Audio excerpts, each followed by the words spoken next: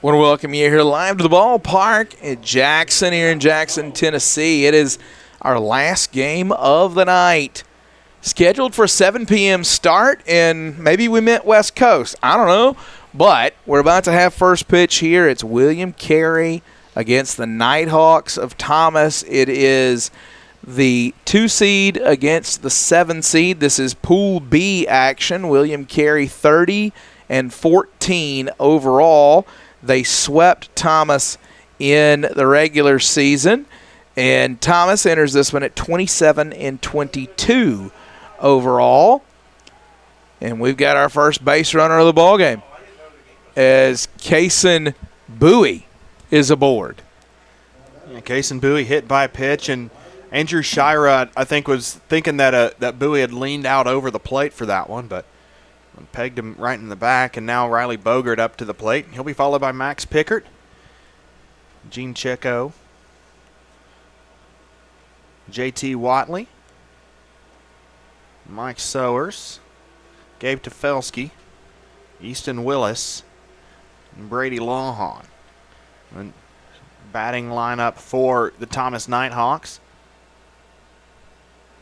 Andrew Shira worked a complete game win against Thomas back on March the 15th.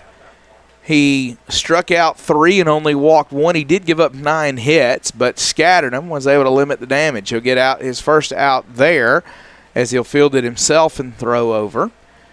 For the Crusaders, defensively, Coffee is the battery mate of Shira. We'll tell you more about these young men as we go. Jake Lysette is the first baseman.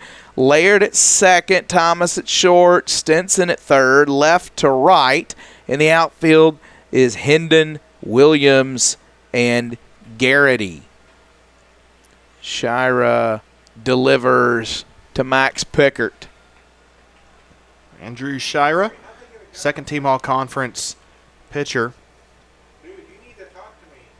Enters with a 4.50 ERA, 7-4 record, 62 innings worked, struck out 43, walked 36, a 239 batting average against. And Shira's been able. None of the stats really jump huge off the page at you.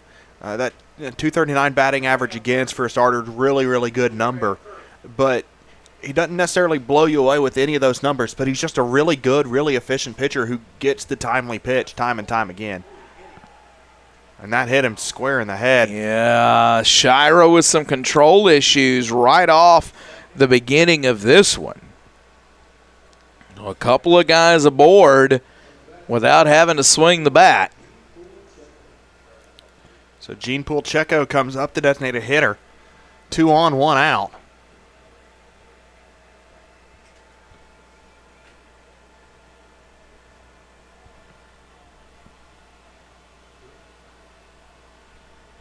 So Checo to the dish.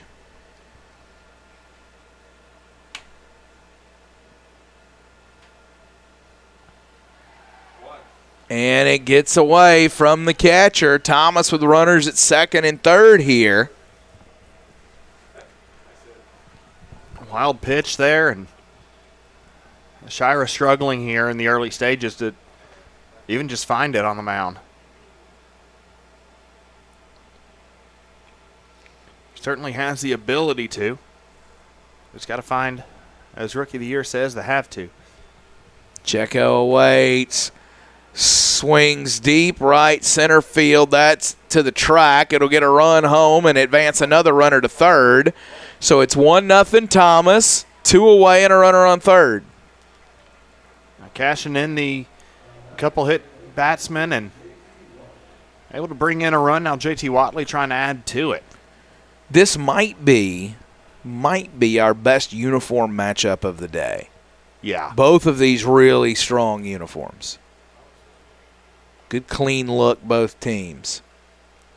Big cut, can't get it as Watley swings through it.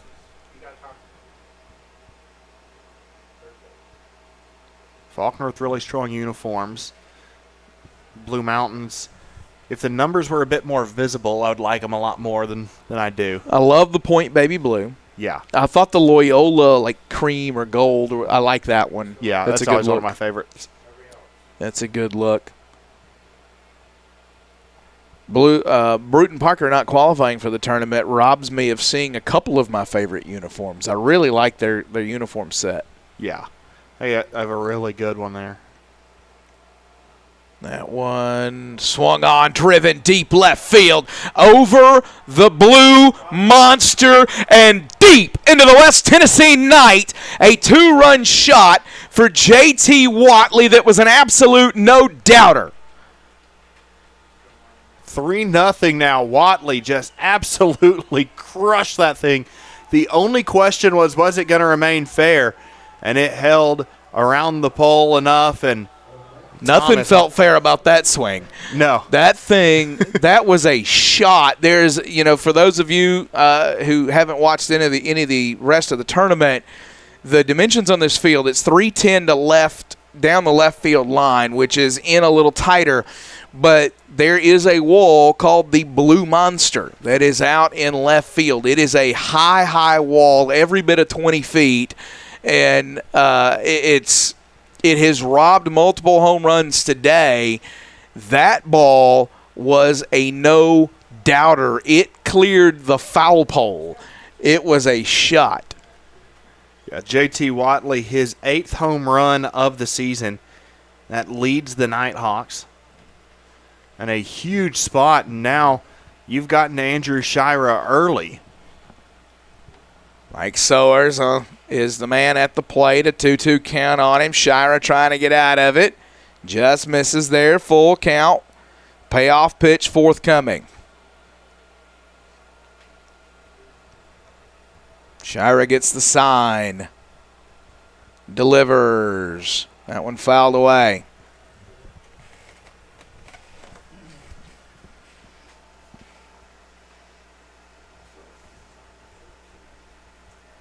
Digging back in now. He'll take inside. Called strike 3. It almost hit him. Umpire said it broke across the zone. He was headed to first. Instead, he's rung up, and that'll end the inning. But the Nighthawks strike for 3 in the top of the first. We head to the bottom half, the SSAC.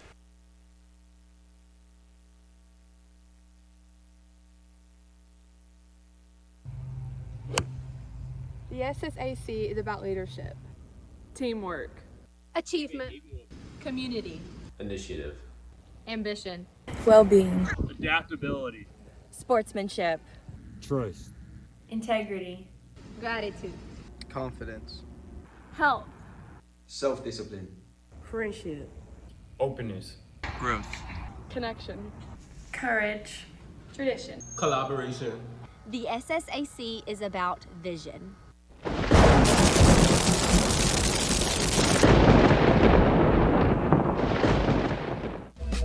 Where the day starts with laughter in local shops and ends under the stars with live music. That's Jackson, Tennessee. It's a place where every moment is an invitation to explore, to connect, to be part of something bigger. Jackson isn't just a destination. It's where stories are written, memories in the making.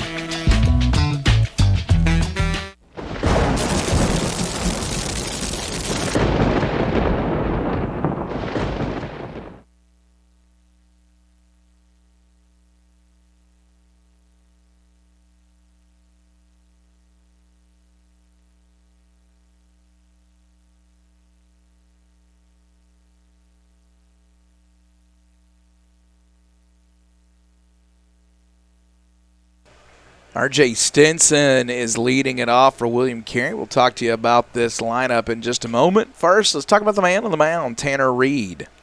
Tanner Reed coming into the contest, having worked 28 and 1/3 innings. He's making his 5th start of the season, a 4.67 ERA, 141 whip, a 288 batting average against. He has struck out 21, walked just 8. A pretty small sample size for the Game 1 pitcher here in the conference, starter here for Thomas in the conference tournament, but he has been really, really good when he's been on the hill. R.J. Stinson leading it off.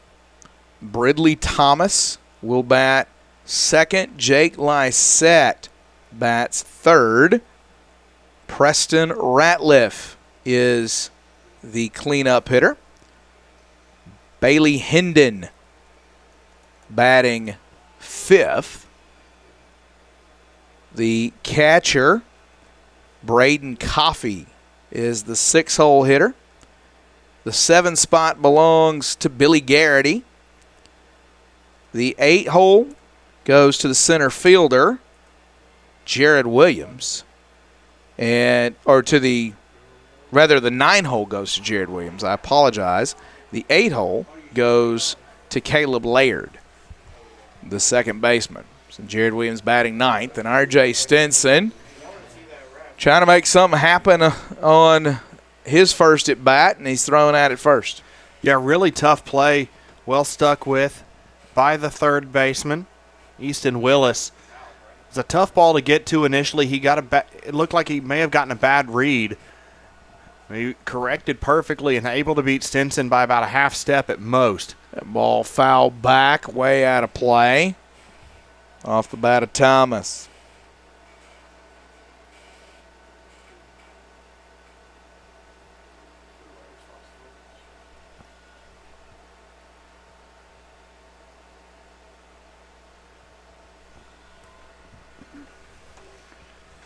So Thomas awaiting the pitch from Reed.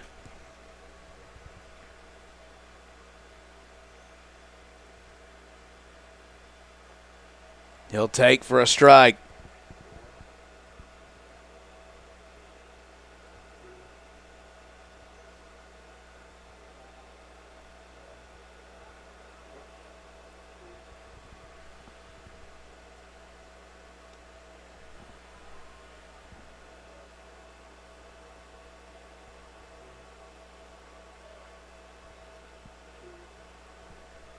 Two-two count on Thomas. And he'll take away. Full count now. Ridley Thomas batting .276, 894 OPS, 418 slugging. Draws a walk there. So a base runner aboard. 20th walk he's drawn this year, and he has been hit. I'm having a double and triple take at this. He's been hit 33 times with a pitch this year. There's no way. 33 hit by pitches this year on Ridley Thomas. I wonder what his pregame routine is in order to get 33 hit by pitches. Is he DMing girlfriends? Like, 33 hit by pitches in 1 year. That is almost one per game. That is that's got to be in the nation's highest. Lysette, right center field, and the right fielder over to retire Jake Lysette. So 2 gone now. 33. 33 pitches have been hit by in 1 year.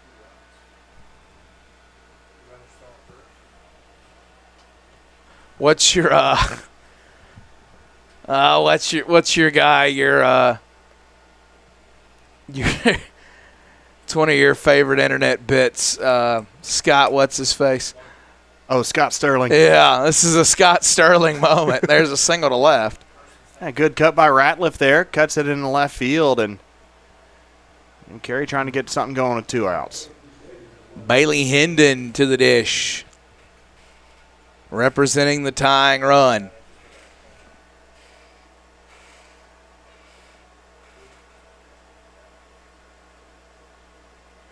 Hendon batting .268 on the season. 484 slugging, 374 on base. This is a very patient William Carey team, a team that has drawn 248 walks this year. As a team, they're hitting .277, but have an on-base percentage of .422. And approaching that doubling range. You're getting runners on one way or another, and Billy Bean approves of that kind of baseball. You know why? Because he gets on base. Bailey hitting it at the dash. Fouls it back. Ball kicking around.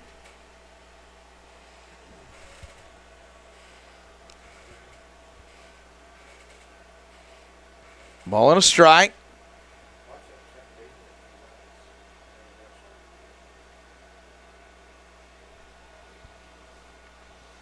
Swung through that one. 1-2.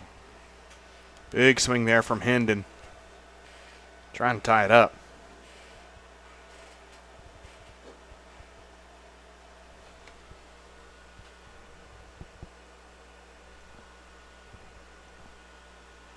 And Hendon can't catch up to that one.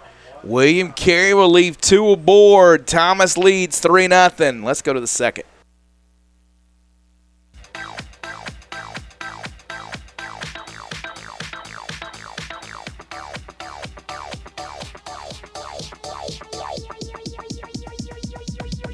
I need to try it first.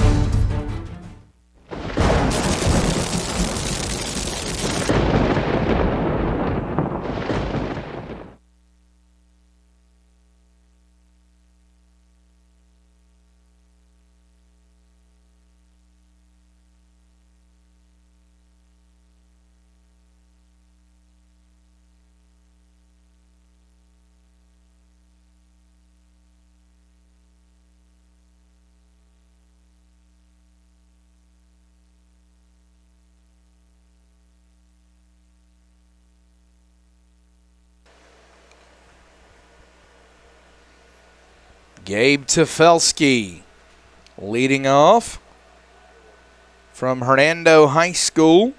He is a sophomore out of Brooksville, Florida.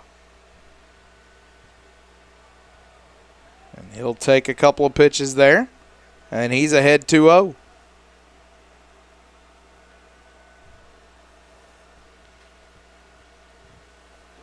That went over for a strike. Shira struggled with command a little bit. Hit 2 batters that turned into 2 runs, and the other run coming off of a home run in the first inning. Trying to right the ship here.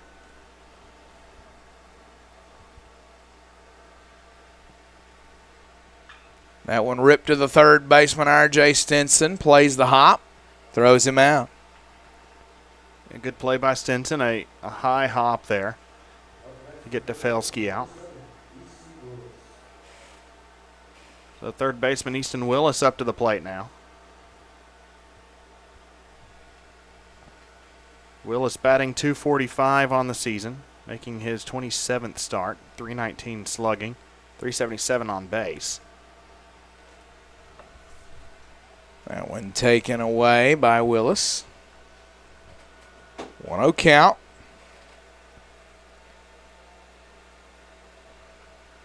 And hits the inside corner. Does Shira.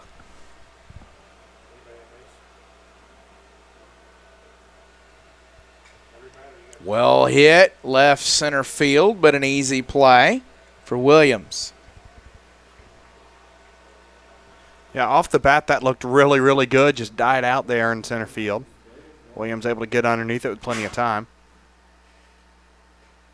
Brings up Braden Lawhon. Lawhon to the dish. He awaits the first offering. The catcher for Thomas.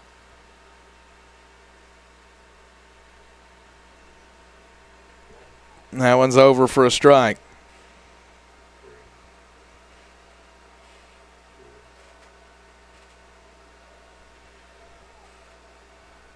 And they're working quickly now. 0-2.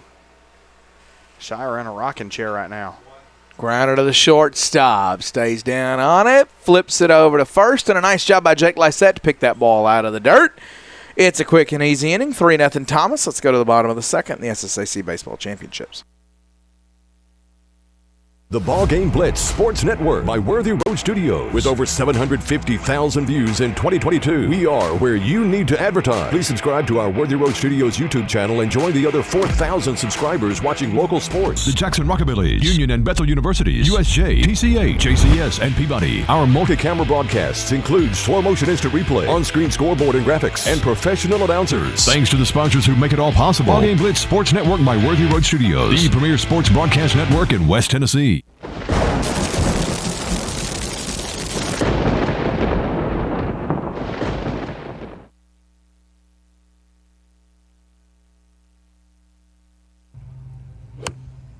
The SSAC is about leadership, teamwork, Achievement.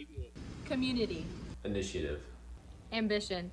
Well-being. Adaptability. Sportsmanship. Trust. Integrity.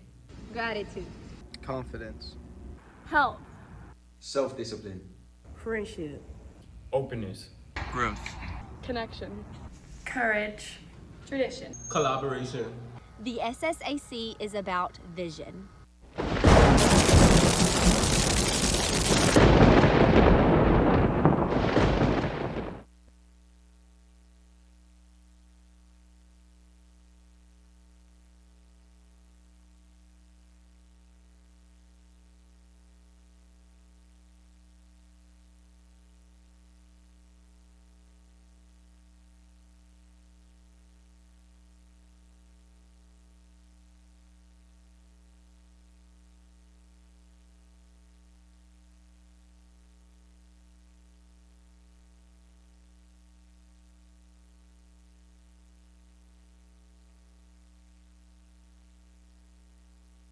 Braden Coffey leading off the inning for the Crusaders.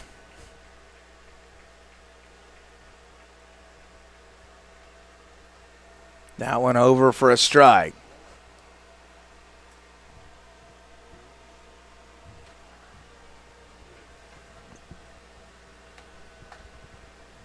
Reed sets.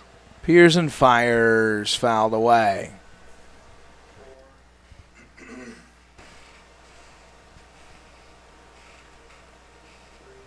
Tanner Reed worked a really good first inning. Worked around a hit and a walk. Now facing the backstop, Braden Coffey to start second. That one foul back out of play.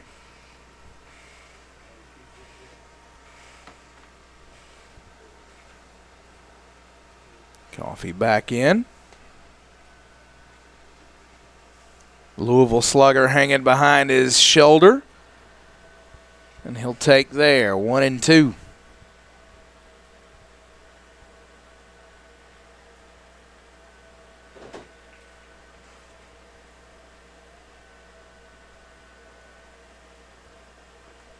Big cut, can't get it. Coffey is retired.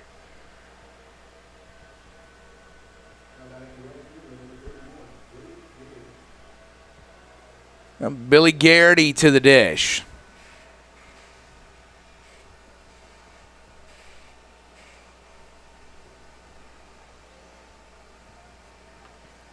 Garrity, the right fielder. Seeing his first plate appearance here. Ball fouled back. Batting .229, but on base of .395. He's been hit by 11 pitches and walked 16 times. This William Carey team has been hit by a combined 108 pitches. That tells you something about how close they stand to the plate. Yes. They take away the inner half of the plate and dare you to pitch inside.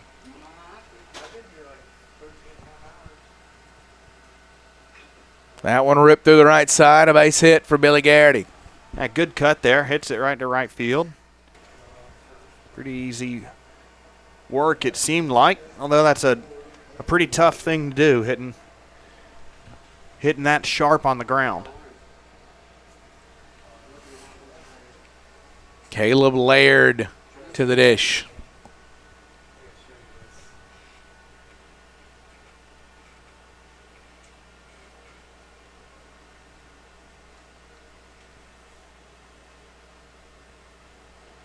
That went over for a strike.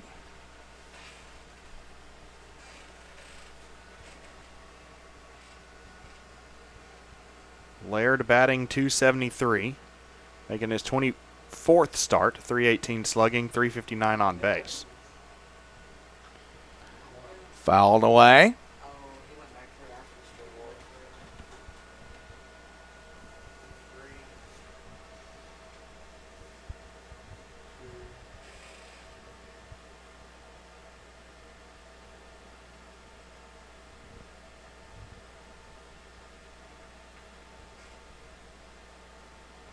Ball misses away there. 1-2 is your count on Caleb Laird. The second baseman, batting the 8th spot for the Crusaders here, awaits the offering. Missed inside. I was just able to finally get Presto to load for me. Bridley Thomas is the nation's leader in hit by pitches, 33. Will Crawford at 29 from Blue Mountain. Tyrese Roberson also in that top part, 6th, 23. Right, short right field, and the second baseman able to go all the way back as Sowers chases it down. Cap flying, mane flowing, makes the play.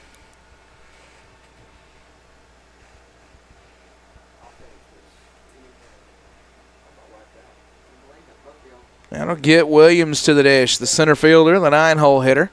That's a lot of people in this league that have been hit by a lot of pitches, is what you're telling me. Oh, yeah, a lot of bruises to go around. There's a base hit to left field over the outstretched glove of the third baseman.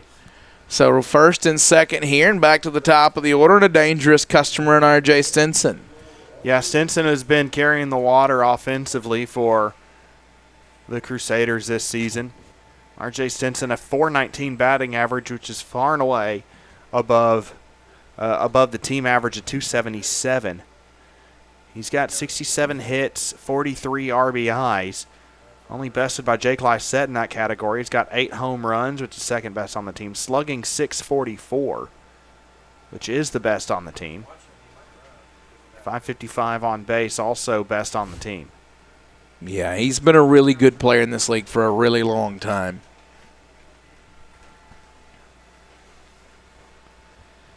One-0 count on him here. Shot, foul ball.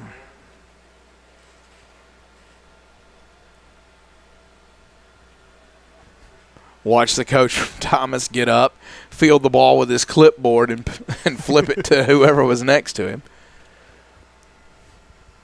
1-1 is your count. Reed delivers. Misses high, 2-1.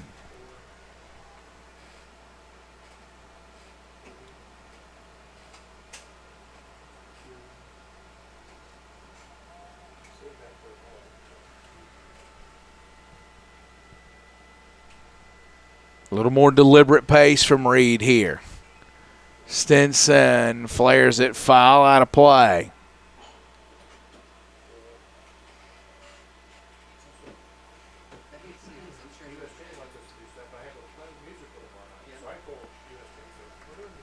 2 balls, 2 strikes, 2 outs. Second inning. That one hit to the third baseman. He'll pick it up, step on the bag. The inning is over. William Carey leaves 2 more. Thomas leads by 3. Let's go to the third.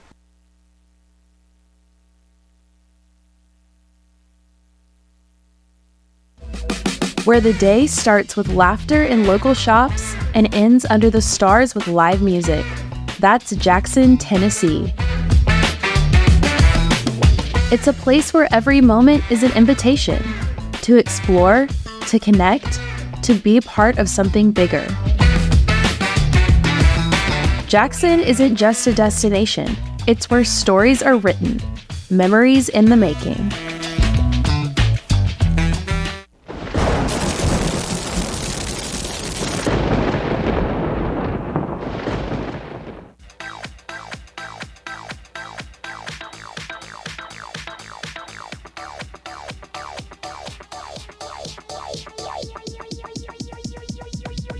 I need to try it first.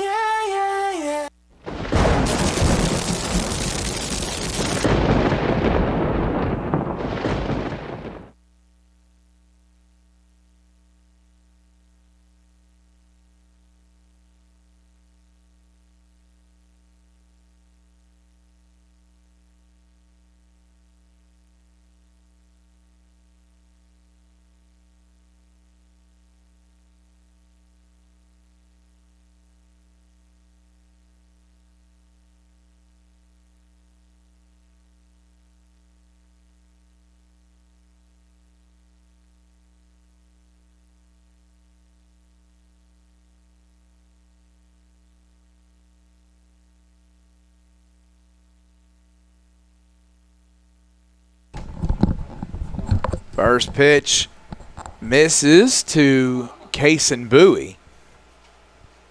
The leadoff man for Thomas was hit by a pitch his first time and scored the first run of the game. Shira delivers that one. It's fouled away. Ball and 2 strikes. Called strike 3. Nasty pitch from Shira right there, just painting the fastball low and outside, and Shira just freezes Bowie. Strikeout number 2 for Shira.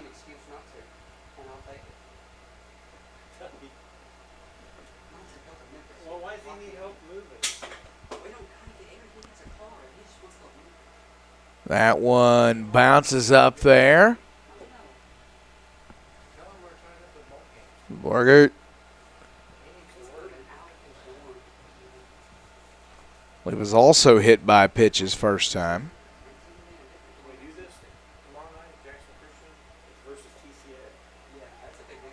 That one over for a strike.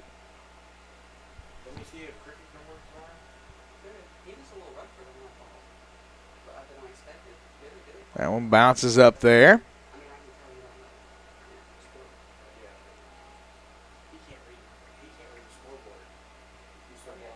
Two and one. And Shira misses there, 3-1.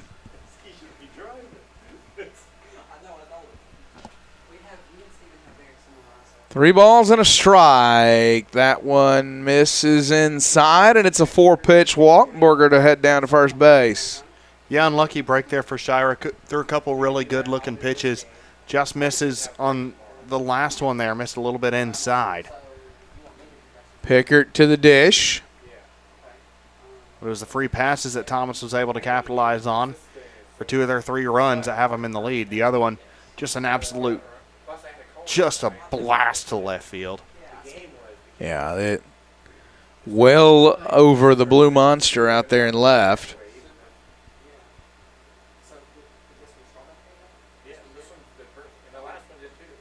That one over for a strike.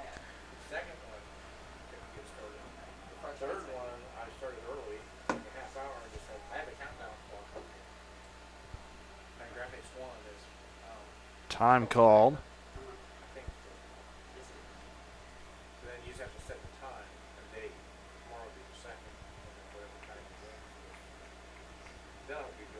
That one will miss wide.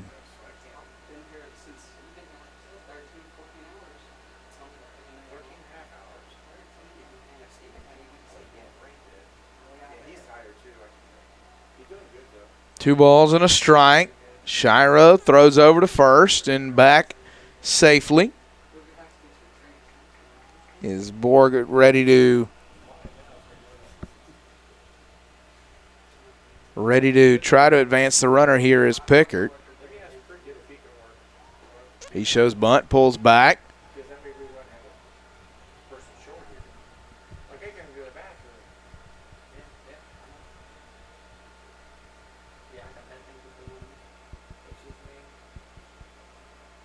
Three balls and a strike. Flared foul.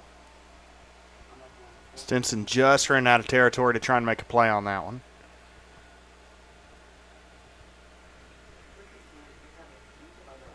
See the netting here extends all the way out to the bullpens. So it is above the dugout all the way out. So if you get over there, that ball is, if it's in the seats, you're not reaching through to try to make a play. Check swing and a walk. Runners on first and second now with one out. Checo to the dish.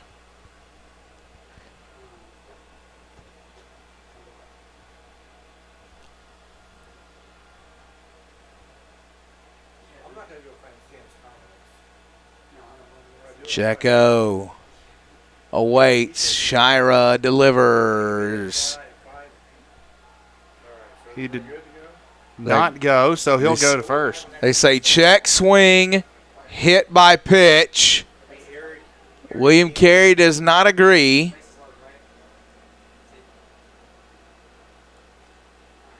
So now we're loaded with one away as a brief argument ensues. And here comes J.T. Watley to the plate.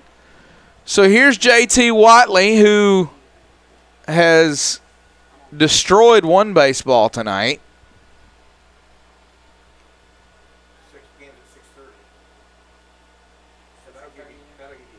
Conversation on the mound here with Shira, who's beginning to labor a little bit here. Couple of walks. He's now hit 3 batters.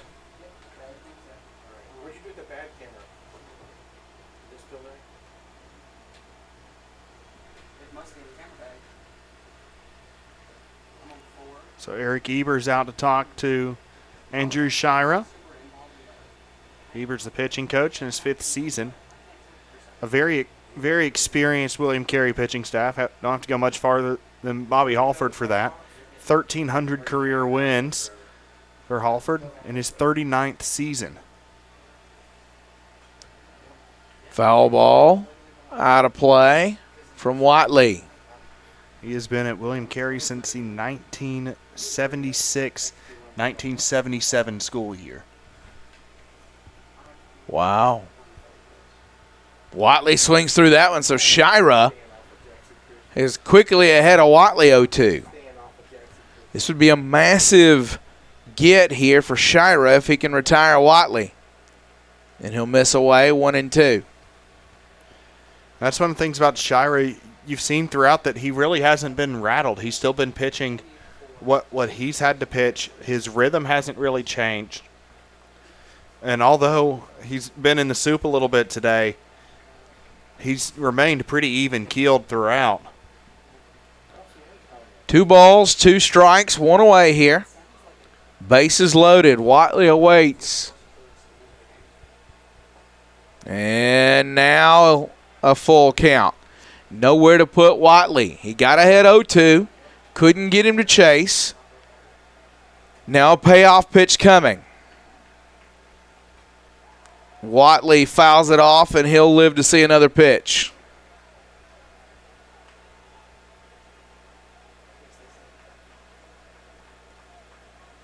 So another full count offering to Watley. He'll take away. It's a bases loaded walk. It's 4-0. And so a little bit of an unusual stat line for JT Watley right now. 1 for 1 with 5 RBIs. You don't see that very often. Oh, no, 3 RBIs. That's right, yeah. It's been a long day. It has. It felt like a grand slam. It should have counted as a grand slam. He hit that ball so far, it should have had rollover credit. That one misses. 1-0. We did see a grand slam earlier today, and then the same player nearly hit a second grand slam, and if the monster were a foot shorter, he would have had 2. That one misses. That was Blue Mountain's catcher, whose name is slipping my mind, Carson Galt. He hit a grand slam underneath the scoreboard and then just missed a second one. Ended up with 6 RBIs and a 15-5 win over Faulkner earlier today. This is the final game of the day. This is Pool B. The other 2 teams in Pool B are Point and Middle Georgia. That's the 3 and the 6. And the 6 seed of Middle Georgia won earlier over Point, 15-4. And a pretty dominant game from the Knights. And it looked like it was going to be a little bit of a shootout early, and then Middle Georgia just kept finding ways to score. I believe it was all but 1 inning that they scored in. Scored 8 of the 9. Yeah, man, it was an impressive offensive showing. Now, we need to tell this audience about the change in format. Not a double elimination draw this year as we've done in the past. This is a true pool play tournament. You have 2 pools of 4 teams apiece. It's round robin within the pool. Everybody plays everybody. At the end of play Friday, the top team in each pool advances to a single game championship on Saturday. And both of the conference's automatic bids will be given to whoever plays in those games. Another bases loaded walk, and Shira is laboring for William Carey. It's 5-0.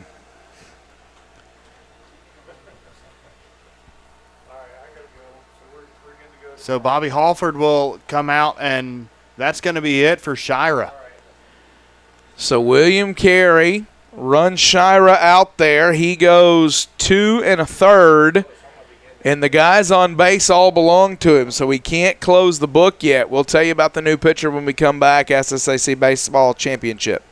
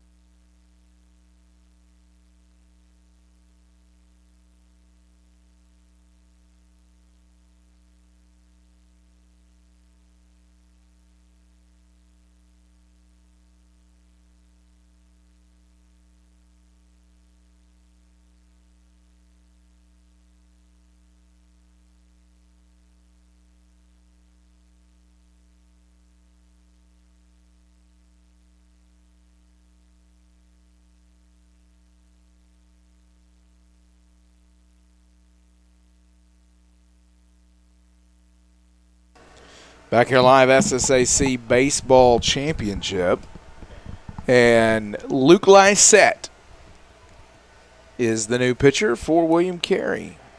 He is entering his 16th ball game. He's pitched 37 in the third innings. A 268 batting average against, a 5.06 ERA, 150 whip. A 5-1 record for Luke Lysette, and he enters in quite a mess right now. There's strike number one. 5-run ball game, bases loaded and 1 out. Just the third inning here. Can't fully close the book on Shyrick just yet. Ball fouled away. And I think the move now by Bobby Halford is twofold. One, Shiro's struggling. He didn't have his stuff tonight. Two, he was at 60 pitches. You may be able to bring him back. Probably not for an extended outing, but for an outing later on this week. Yeah, Friday or Saturday, something like that, especially. And we saw Bobby Halford do that in the tournament in Columbus a couple of years ago, where the Crusaders were playing Mobile. I can't remember who they started. I think it was Chris Williams. Yeah, it was Chris Williams, and Williams was getting rocked early on, pulls him, then has Chris Williams available for the championship game, and Chris Williams just absolutely shoved in that game. Yeah, he was dominant. Big cut, can't get it. You know, we talk about Chris Williams, and there's been so many good players through this William Carey program in recent years. Chris Williams may be the guy. You know, you talk about the draft pick, and, you know, he's become a good pro player and a good solid prospect. But, you know, you put him in that list with those guys that we've talked about from William Carey. Jake Lysette I would put on that list. R.J. Stinson. You know, guys that have been mainstays in this program. Both R.J. and A.J. Stinson. No relation, by the way. Yeah. A.J. Stinson. And, you know, of course, we talked earlier about Sloan Dieter. And, you know, they've had some dudes in this program. Yeah, they absolutely have. And Chris Williams currently in single-A ball with the Detroit Tiger system. Big cut for Easton Willis. He's behind 1-2. Originally drafted back in the 15th round of the 2018 draft out of high school. Ended up going to Florida International or Chipola College instead. And a great pitch from Luke Lysette. He comes in, bases loaded, 1 out. Doesn't allow anybody to make contact. Leaves them loaded. But Thomas adds 2. They lead 5-0. The BallGame Blitz Sports Network by Worthy Road Studios. With over 750,000 views in 2022, we are where you need to advertise. Please subscribe to our Worthy Road Studios YouTube channel and join the other 4,000 subscribers watching local sports. The Jackson Rockabilly, Union and Bethel Universities, USJ, TCH, JCS, and Peabody. Our multi-camera broadcasts include slow motion instant replay, on-screen scoreboard and graphics, and professional announcers. Thanks to the sponsors who make it all possible. BallGame Blitz Sports Network by Worthy Road Studios, the premier sports broadcast network in West Tennessee.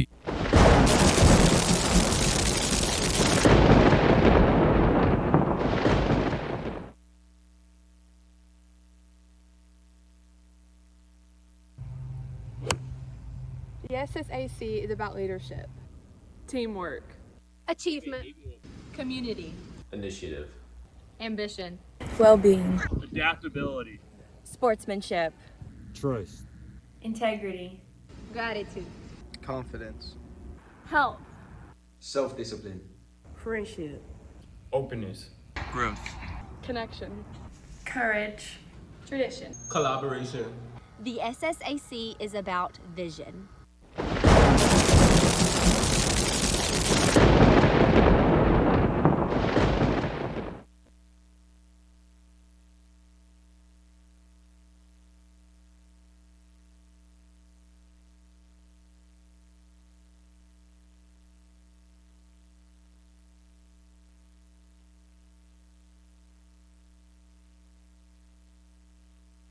Ridley Thomas leading off the inning for William Carey, the Crusaders. And he'll take ball one there. Back here, bottom of the third. We'll see how Reed throws. He had to sit for quite a while during that inning with several free passes and a pitching change. The nation's leader in bruises at the plate right now. 33 times hit by pitch for Bridley Thomas, and that one belted. Well, he hit the pitch that time deep off the wall in right field. It'll carry him back the other way, and Bridley Thomas is thinking 3. He will slide in on his belly. It's a triple for Bridley Thomas. Which is a great cut and a great jump out of the batter's box. And we've seen several triples here already as these high fences got some troubles for the outfielders. And it's such a unique scenario. You haven't played in any ballpark that's had an outfield this high all season. Now you've got to make adjustments on that stuff. Jake Lysette to the dish. 3-4-5 here with a runner on third and nobody out for Carey. Ball 1. That'd be the spark that the Crusaders need here. That one misses. 2-0. And what's crazy is when you look at the line score of this. 5 runs for Thomas off of the benefit of a hit. 1 hit, and that was that should have counted for like 7 the way that one was crushed. Yeah, that was a mash. But 5 runs off of 1 hit. William Carey with 4 hits and no runs, and we saw that. We saw this a little bit with the Faulkner and Blue Mountain game, where Blue Mountain was constantly over on runs versus hits, and those free passes at this time of year come back to haunt. And Reed in trouble here, about to issue a free pass. He's behind 3-1 to Jake Lysette. Very dangerous hitter. He's 0 for 1 today, but Lysette consistently a threat, batting .284 this season. He'll draw a walk. So they're on the corners with nobody out now. His 34th walk drawn this season. The Preston Ratliff now up to the plate.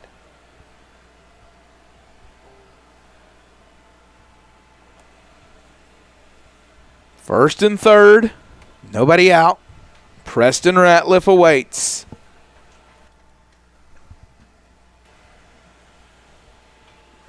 Ratliff fouls it back.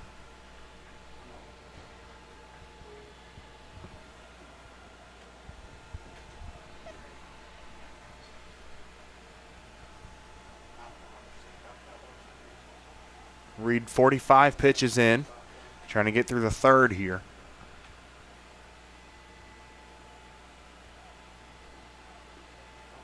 The throw down to second, and it'll carry him into center field.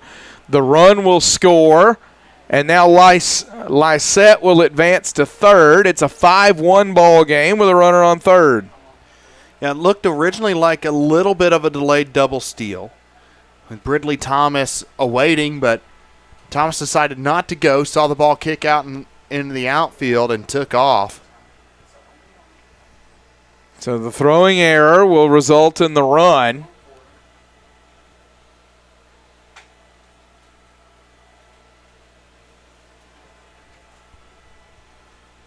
And now runner on third.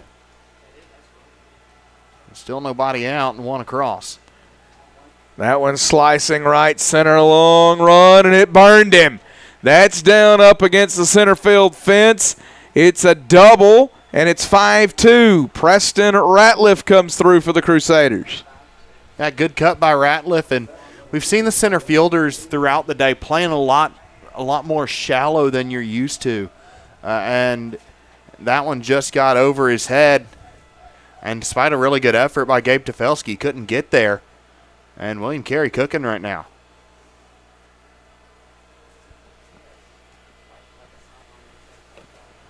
Bailey Hendon at the dish.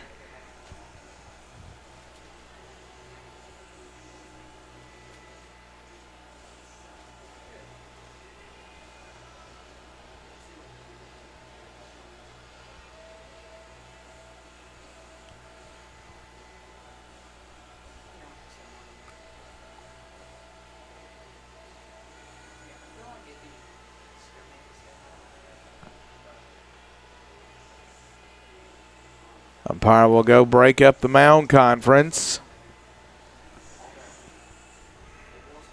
Hendon struck out his first time.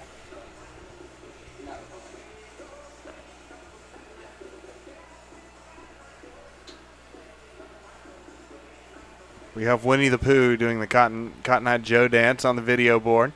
It's 9:52 at night. We are in SSAC After Dark territory. Yeah, it has happened. And we're just in the third. We make no promises about where this is going. Swung over the top of that one, strike one.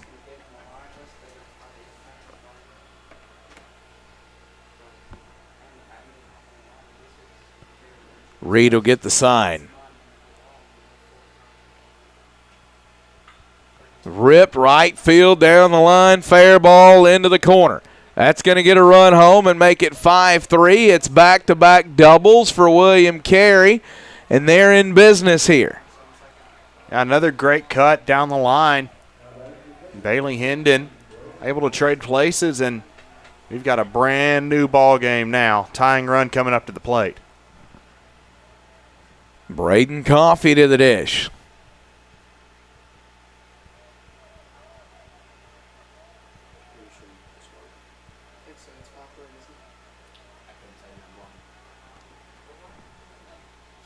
Reed delivers. Over for a strike.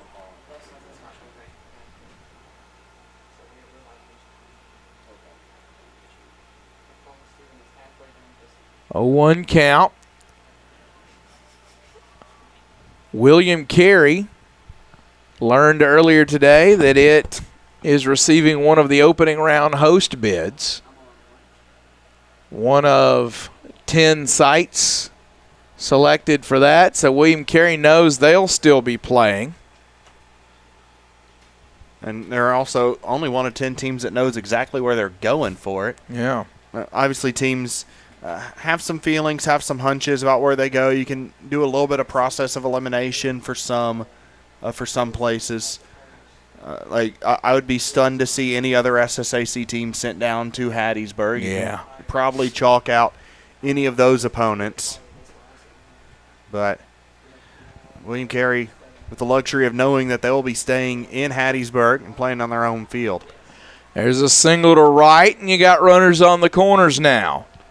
A good cut by Coffey and a good decision to hold at third. It was fielded well by Case and Bowie. Still nobody out in this inning. And I think that's the key there. You don't want to run into the first out at home, and then all of a sudden the entire complexion of the inning shifts, as you've given them a big momentum play with either a 9-2 or a 9-something to put out to cut down a runner and stop the bleeding a little bit. Billy Garrity hit a single his last time up, I believe through the right side. See who is running over at first base, and it's going to be number 28.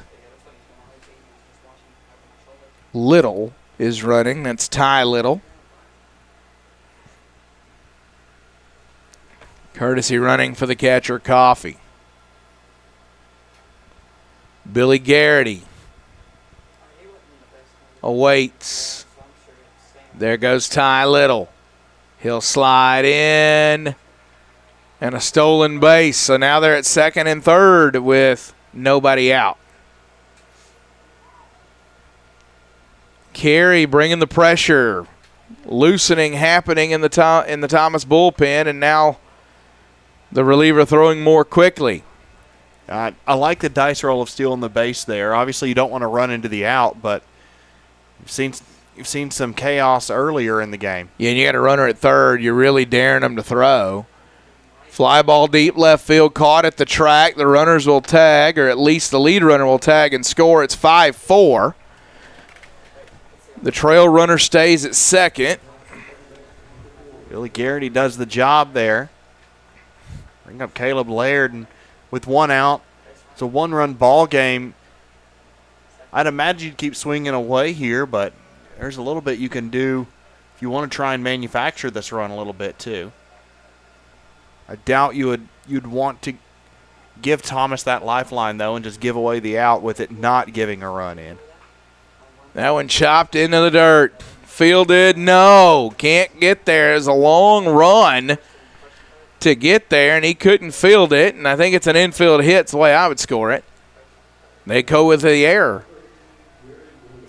Yeah, he'd gotten there to it and was getting ready to I think make his the glove throw. was there. I don't think his body was there. Yeah. It was a long run. So the error is the scoring. The runners on the corners, still just one out. And Jared Williams to the dish. And that is probably it for Reed here. And they're going to open the bullpen door. We'll tell you about the reliever on the other side.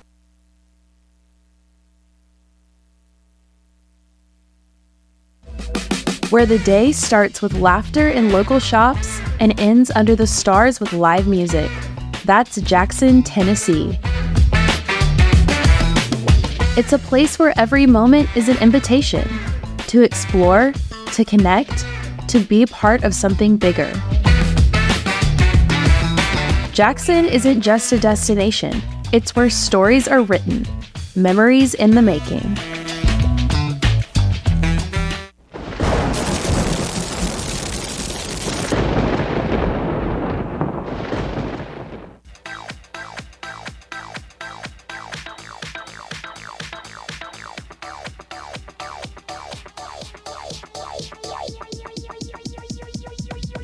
I need to try it first.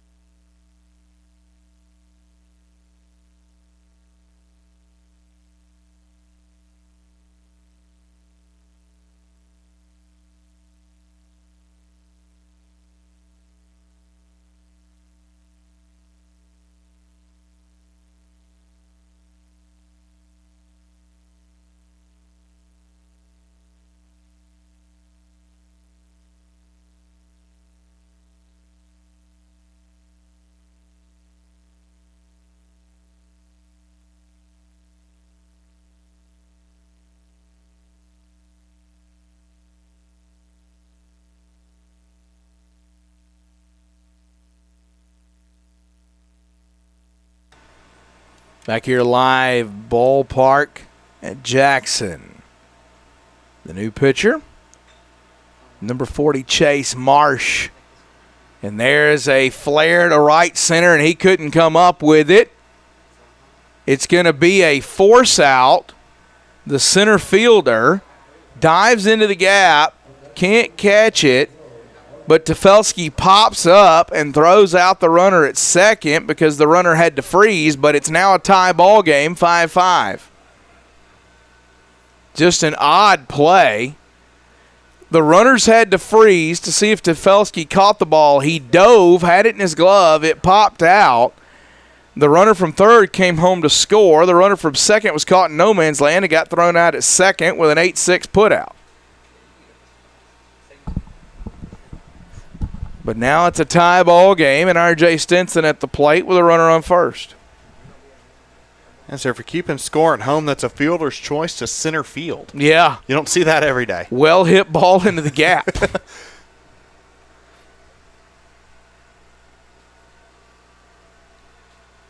Thrown over.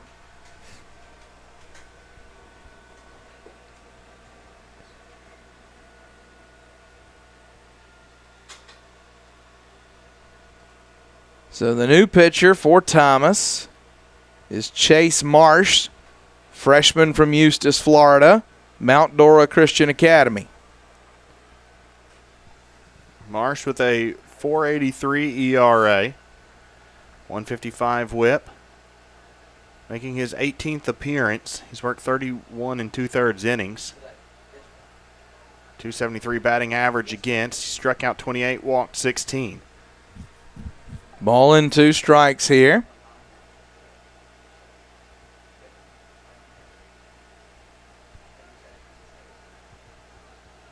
Misses high. The catcher will throw down, and they throw out Williams on the steal attempt to end the inning. But William Carey gets all 5 runs back. We're all tied, headed to the 4th.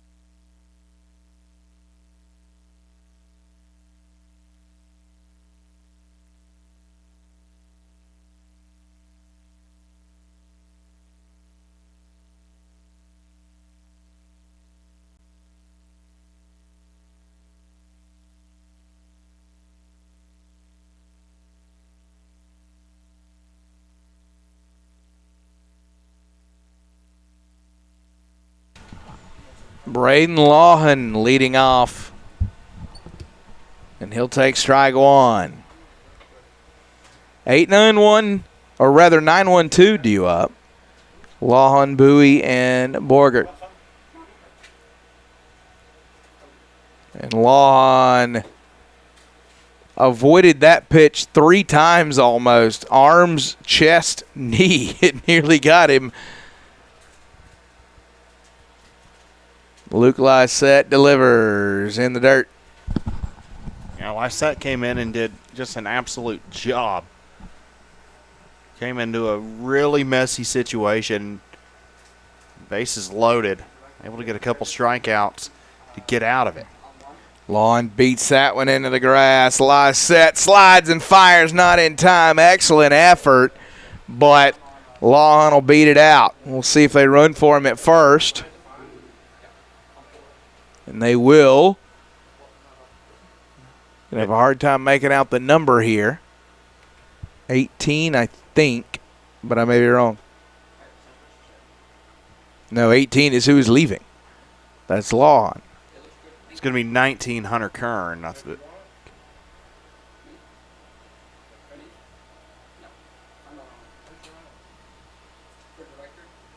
Bowie at the dish. He's 0 for 1 with a run scored. He's struck out. Kern, a native of Apopka, Florida, running at first.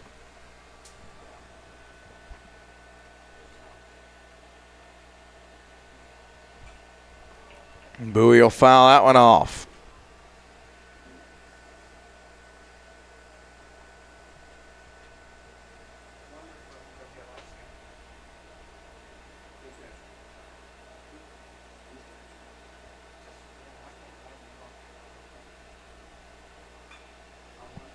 Bowie hits that one to center. Williams on and 1 gone here in the Thomas half of the 4th.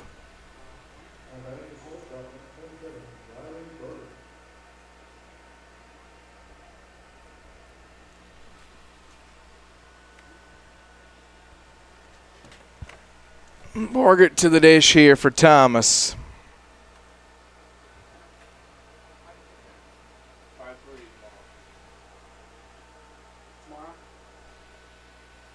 He'll take inside.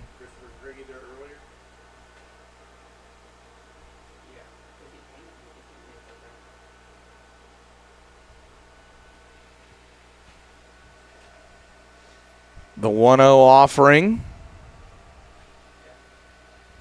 Now throw back over to first instead.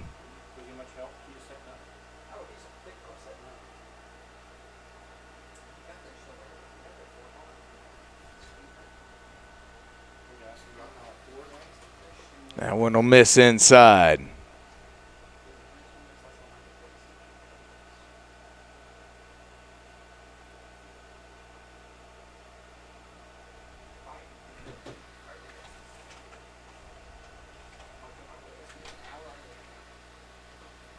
Outside corner, good pitch there.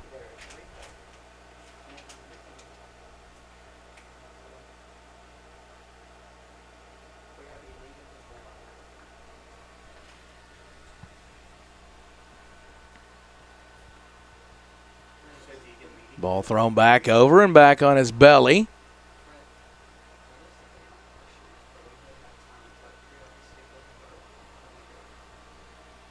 Lysette really trying to keep Kern close at first. And nearly hits Borgert there. So 3-1 is your count.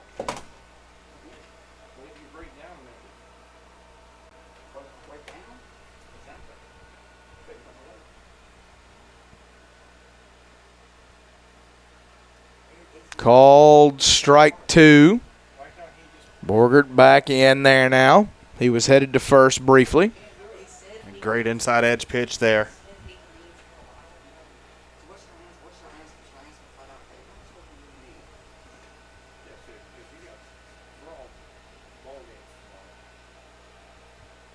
Ball thrown over and back on his belly is Kern.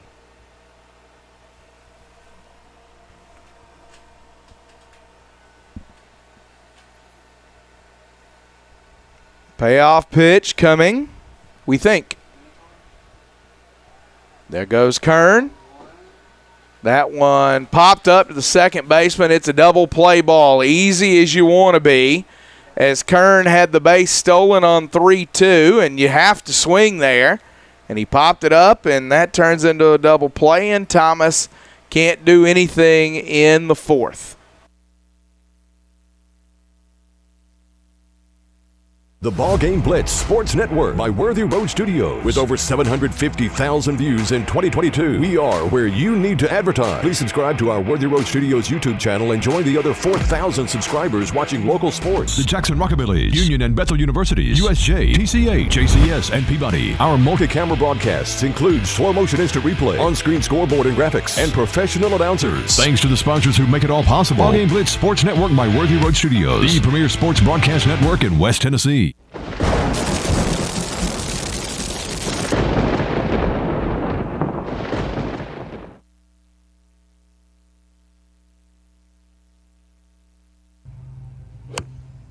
The SSAC is about leadership, Teamwork.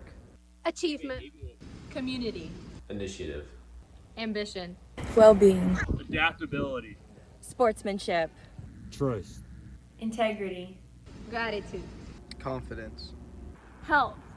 Self-discipline. Friendship. Openness. Growth. connection, Courage. tradition. Collaboration.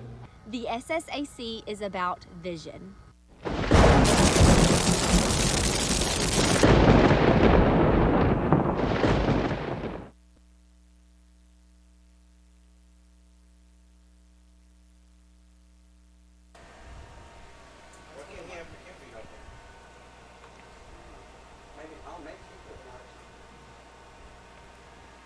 R.J. Stinson, the top of the order here for William Carey in the bottom of the fourth.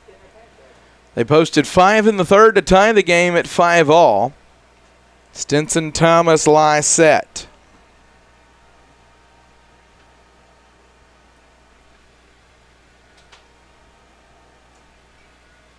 Stinson will foul that one away. He's 0 for 2 in this one. Came into the day hitting well over 400.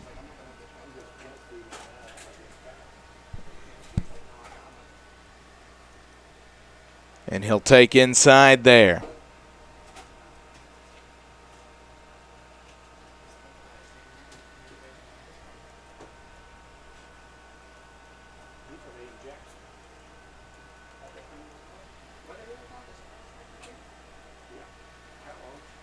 Stinson awaiting the offering. And he'll turn on that one, send it left field, back to the track, and off the monster. So a double for R.J. Stinson off the high part of the monster there. Yeah, it almost rode the wall straight down from where it had hit. You saw the William Carey dugout. Saw all the players kind of go up another step if they weren't on the rail, and they're all looking up. They're thinking it was gone, and it was very close. Very close. He was about one push-up away from it. In the meantime, though, William Carey starting to add up those extra base hits. And Bridley Thomas had one of those his last time up. He tripled. Yeah, that is the 4th extra base hit so far for the Crusaders. That one will miss low.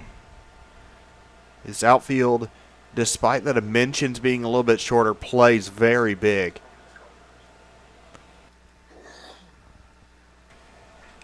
Ridley Thomas, a beneficiary of it. Thomas tried to put it down the left field line there. Couldn't keep it fair.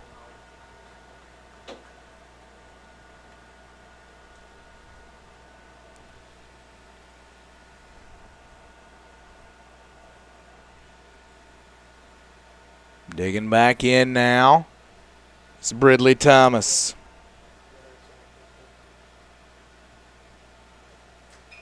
That ball fouled back the other way. Out of play. Onto the berm.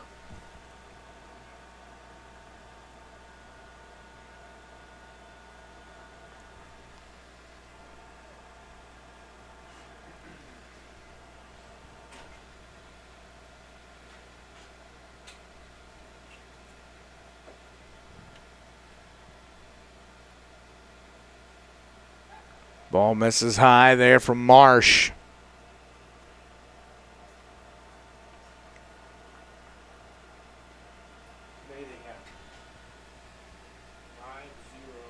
Two balls, 2 strikes.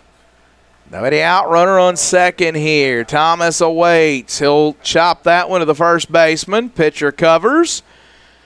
And they'll get the out at first base. Runner moves to third on the play. Able to at least advance the runner, and a productive at bat. Not the one he would want exactly, but productive AB nonetheless. Yeah, and now with just 1 out, you can get that run home without the benefit of a hit. And you got a guy at the plate who's real good at driving in runs in Jake Lysette. Lysette leading the team in RBIs. They've brought the infield in here. Lysette will take.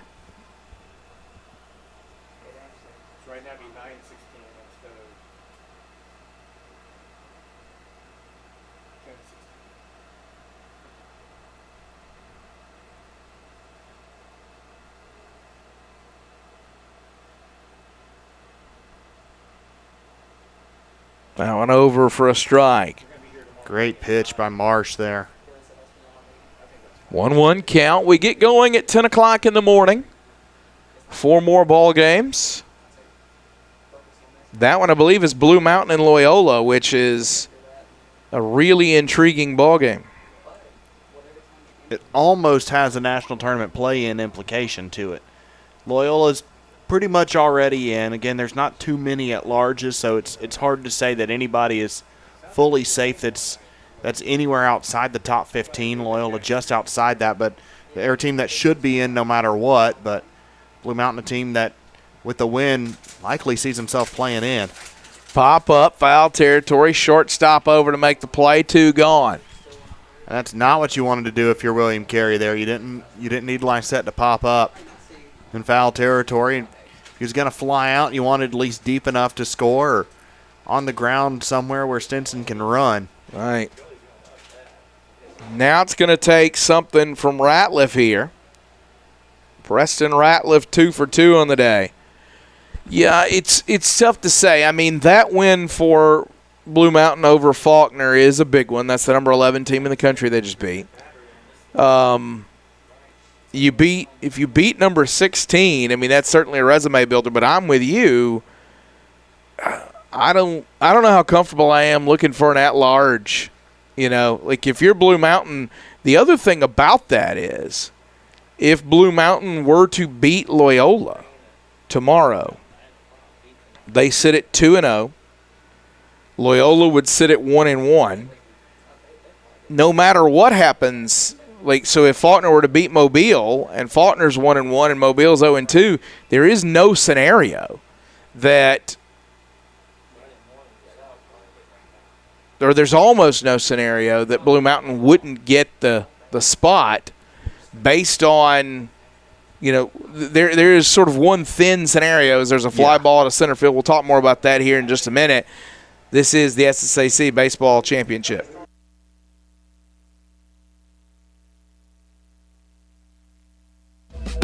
Where the day starts with laughter in local shops and ends under the stars with live music. That's Jackson, Tennessee.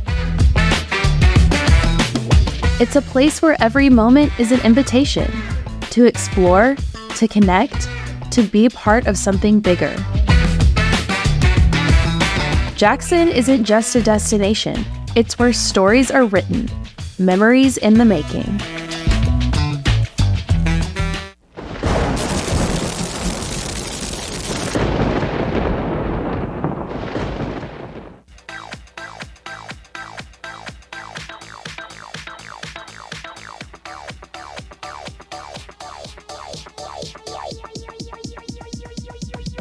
I need to try it first.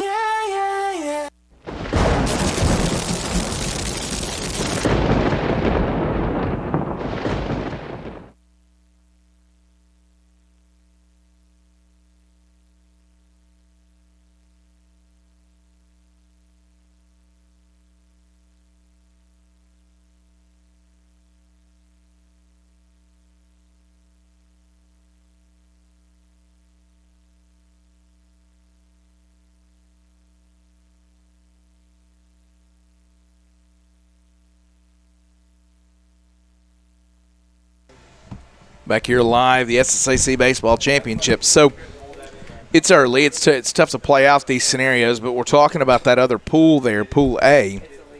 And Faulkner is 0-1, Mobile's 0-1, Loyola's 1-0, Blue Mountain's 1-0. So when you're looking at the automatic bid scenario, it's whoever wins that pool. If Blue Mountain were to win that game tomorrow, they're certainly in the driver's seat. Yeah, whoever wins that is in the driver's seat. It's a battle of the 1-0 teams on that side, and it becomes a real mathematical weird situation to take you out of that. Yeah, you need a lot of help. So Faulkner is definitely sitting at home rooting for Loyola tomorrow in that game because they need Blue Mountain. Their best route is Blue Mountain to lose 2 and Faulkner to win 2.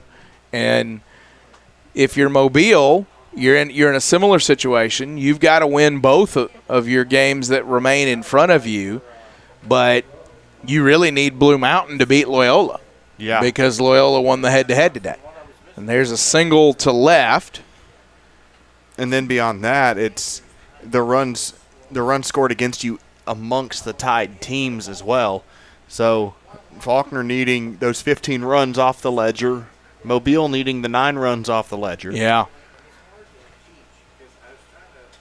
So still very early to try and determine anything, but again, you win tomorrow between Blue Mountain and Loyola, and you're in great position to pick up that automatic bid. Checo's bunt does get down. It hung up for a while. I thought like I said, maybe if he'd go there and catch it.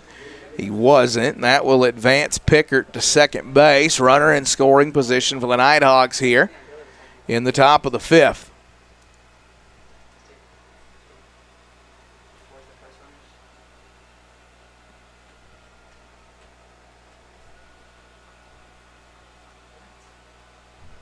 Lysette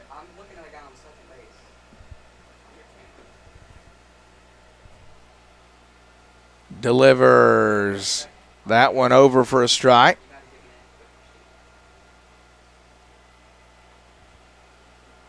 Runner takes his lead at second.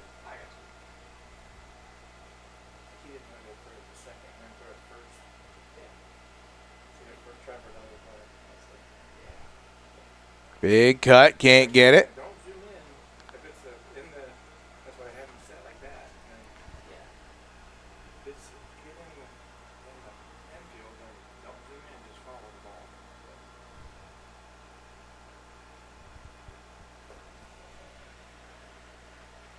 Watley swung over the top of that one. Yeah, Watley, the guy that put a charge into one, hit it clear over the monster in left field and nearly above the top of the foul pole. Back in the first inning. Lysette delivers. That one will miss outside.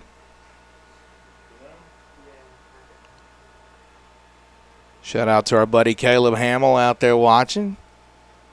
Reminds us that that's 2 years in a row that Blue Mountain has knocked off the number 1 seed in the tournament to start the tournament. So the aptly named toppers. Topplers, if you will. Yeah, they have been so good down the stretch, and it's a team that's shown the flashes of being really, really good. I mean, you don't get to 30 wins by being an average ball club. They're a really good team, and over the last couple of weeks, I mean, they beat William Carey at William Carey. Yeah, and we talked about this a little bit during that game, but it's the old conversation. You know, would you rather clinch early and coast the rest of the way, or would you rather have to fight your way in and be in playoff mode when you get there? And Blue Mountain was clearly in playoff mode today. I would tell you the same thing about Middle Georgia when we saw them. Absolutely. There was an urgency to the way they played today. There was, and Point has been battling. They're on the national radar. They're trying to get into that national tournament field. And they've been playing some really good ball recently, but Middle Georgia just playing with a different level of intensity today. And it was hard for Point to match it, and they were able to get to the best pitcher in the conference in Cam Sywert early and often. Thomas has had some urgency about itself today, but that tide started to stem a little bit as William Carey was able to hang 5 in the third, and now Thomas threatening here in the fifth. Runners on first and second and 1 out. And it's a 2-2 count now on Sowers. Sowers, the second baseman.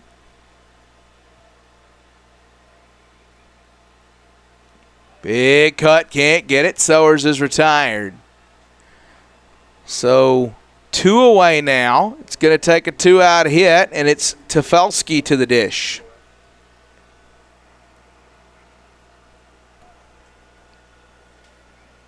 Tefelsky, the center fielder, 0 for 2. A strikeout today, also grounded out. Trying to do anything with the 2 runners aboard. Lysette delivers. That one misses low.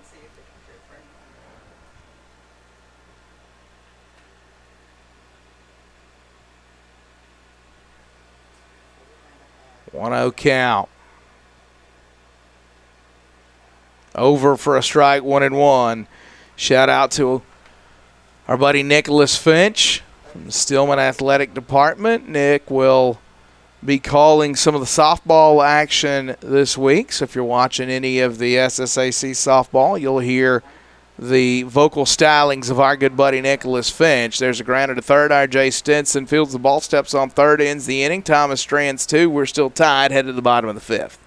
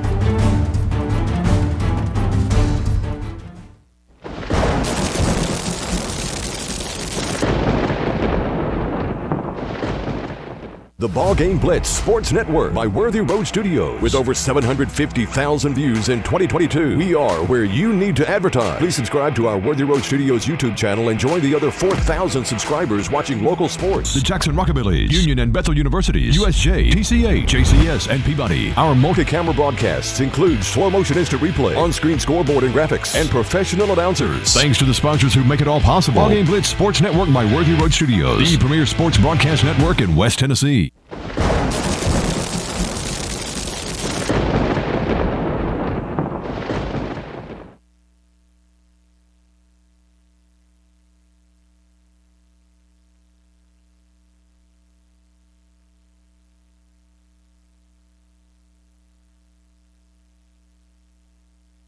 Imperfection in the mirror, and it magnifies and burns somebody's house down.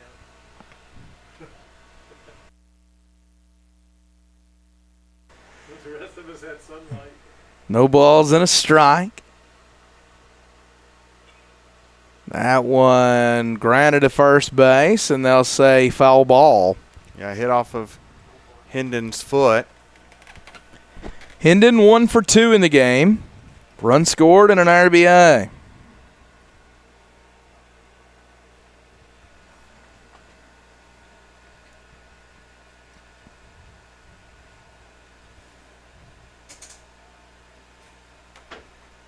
That one called strike 3. Hendon's retired.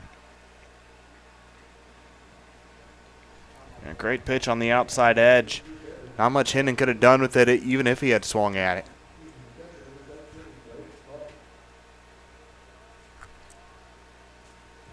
Bring up Braden Coffey.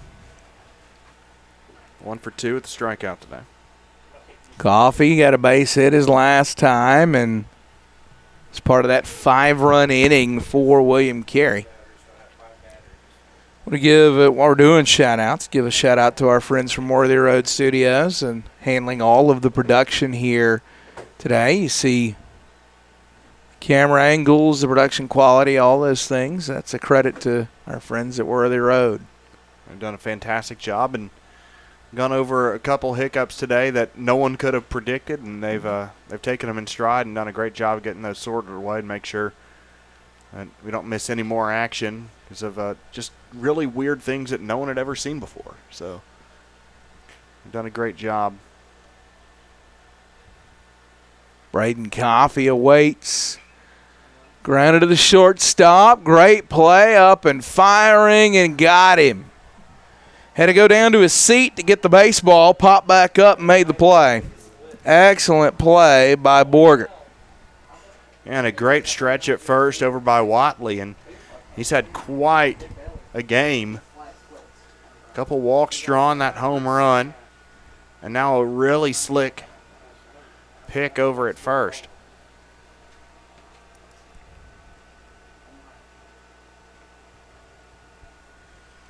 2 away for Billy Garrity. Now you mentioned Nicholas Finch calling the softball tournament. I got to work that with him last year. I was doing PA and stats at that one. And we ended up going to a Rocket City Trash Pandas game after the day was done. And we left after the Tennessee Smokies hit a home run to go up by like 20. We both looked at each other and like, yeah, we've seen enough. Let's get out of here. Like the second that ball hit the bat, we were already thinking it because it had been a long day. We'd worked like 4 softball games, something like that on our fields. And then we go to a baseball game, and we got another long day ahead of us the next day. So we were already thinking it. And then the second that the crack of the bat hit, we're like, yeah, we're calling it a night. Let's head out. It's a cool memory, though. It also, I'd like to observe that you worked a full day and had time to go to a baseball game. We have worked a full day, and we'll have time to fill in the blank. I'm going to say go to our hotel room before 1 a.m., I'm hoping. That one flied out left field, and the inning is over. That's a 1-2-3 inning for Thomas. We go to the 6th, all tied.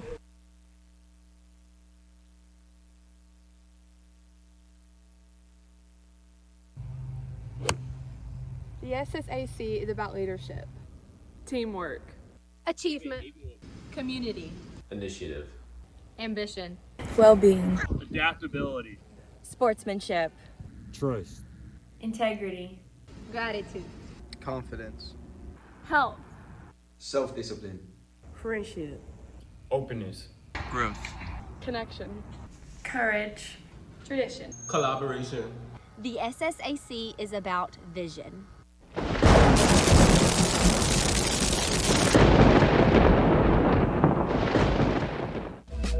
Where the day starts with laughter in local shops and ends under the stars with live music. That's Jackson, Tennessee. It's a place where every moment is an invitation to explore, to connect, to be part of something bigger. Jackson isn't just a destination, it's where stories are written, memories in the making.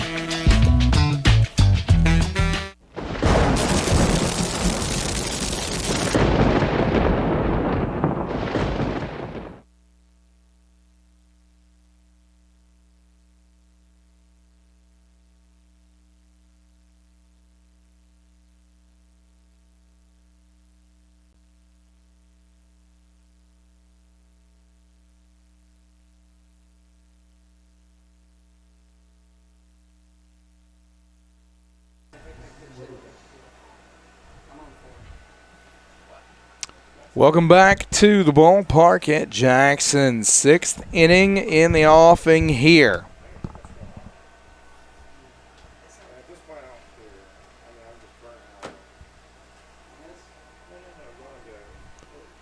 Easton Willis leading off the inning. He'll take strike one. 8-9-1 due up for the Nighthawks here. Luke Lysette continuing to deal for the Crusaders. And Lysette came in a really dangerous spot and has just kind of cruised through, and he's been able to steady the ship for the Crusaders. Ground ball fielded by Lysette over at first base, and Jake Lysette will step on the bag himself.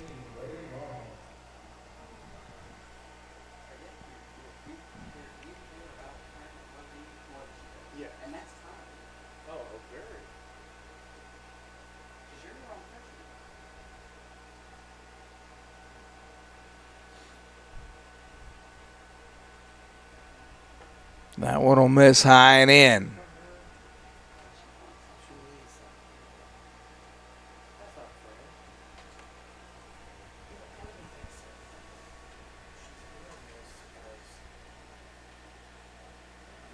Curveball breaks above the zone.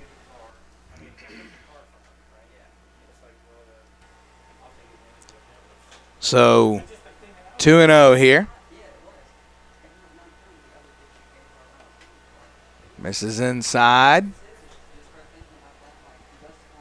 3-0. Braden Lawhan reached on a single his last time. And that one over for a strike.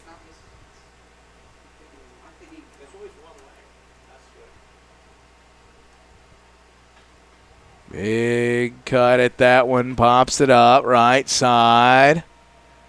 Jake Lysette will squeeze it. 2 gone here in the 6th. Yeah, just got underneath that ball.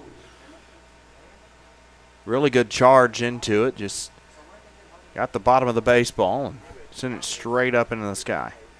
Top of the order now, Case and Bowie.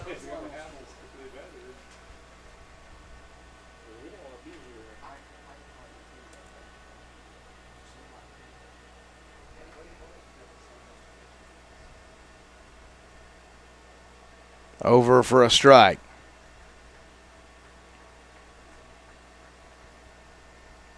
The 0-1.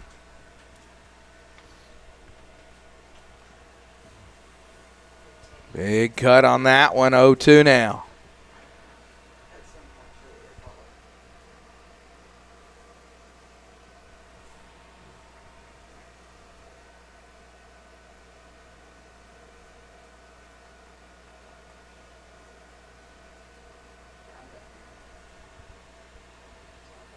No balls, 2 strikes.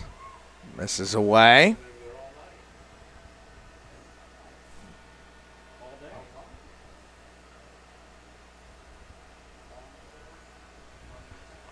So a 1-2 count now. I set. Delivers. Bowie will foul it away and keep you at bat alive.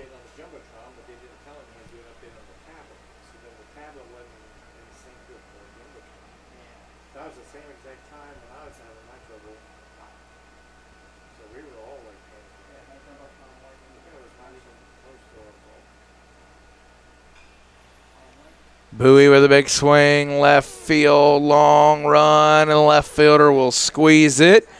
Ground covered by Bailey Hendon there to make it a 1-2-3 inning. It's still tied as we head to the bottom of the 6th.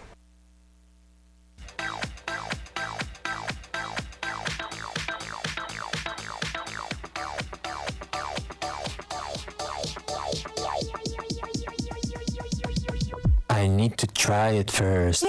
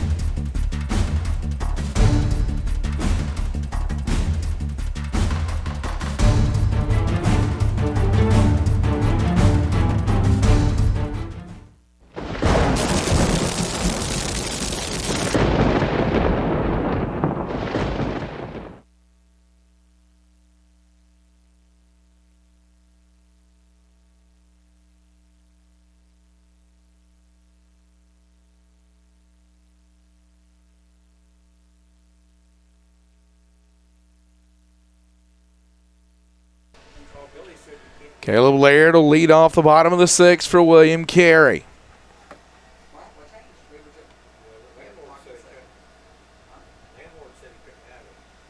That one misses away.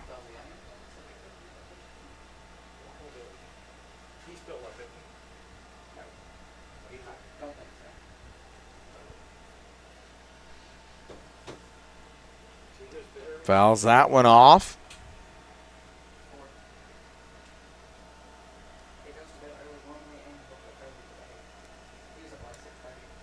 Laird 0 for 2 today.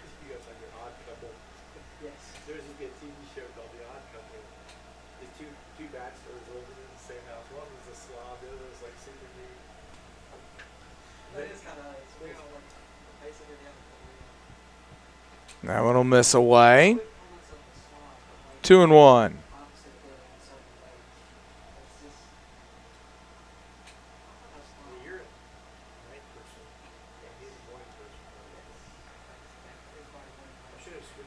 Marsh misses there.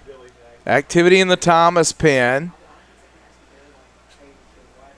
Feel like Marsh may not be out here very long. 30 pitches into his outing, or just over now.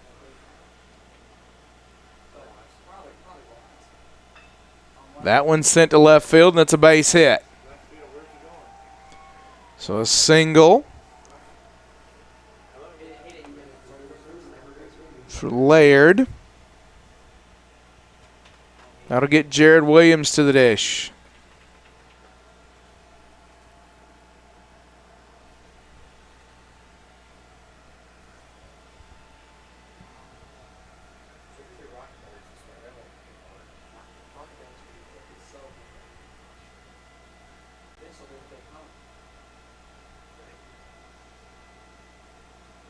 That one will miss away. 1-0.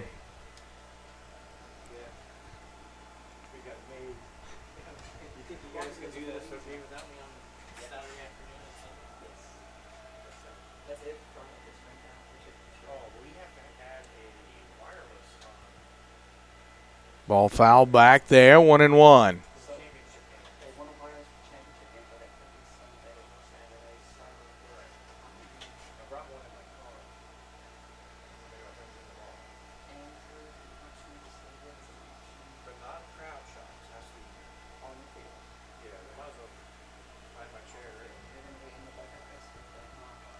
Ball foul back there. 1-2.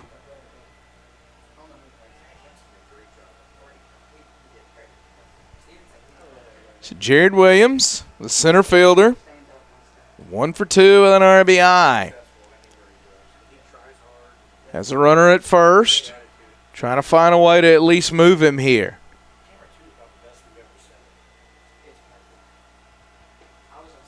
That one misses. 2-2. Our fourth game of the day. We started calling baseball at 10 o'clock this morning.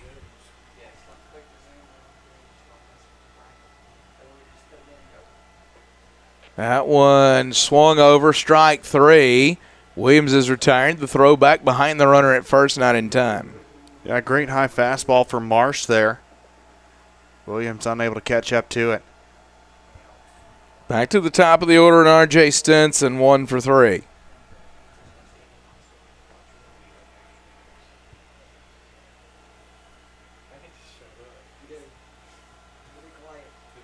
Time called.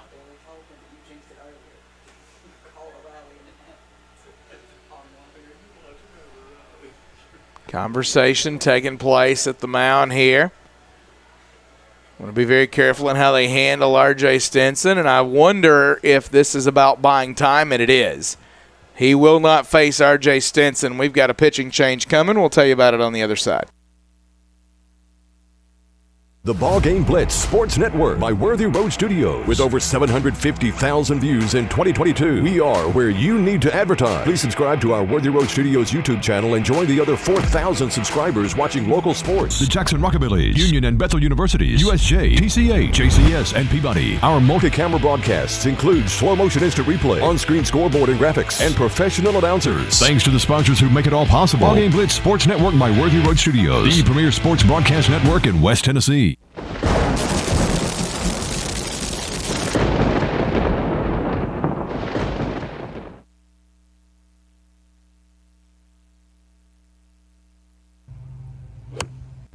The SSAC is about leadership, teamwork, Achievement. Community. Initiative. Ambition. Well-being. Adaptability. Sportsmanship. Trust. Integrity. Gratitude. Confidence. Health. Self-discipline. Friendship. Openness. Growth. connection, Courage. tradition, Collaboration. The SSAC is about vision.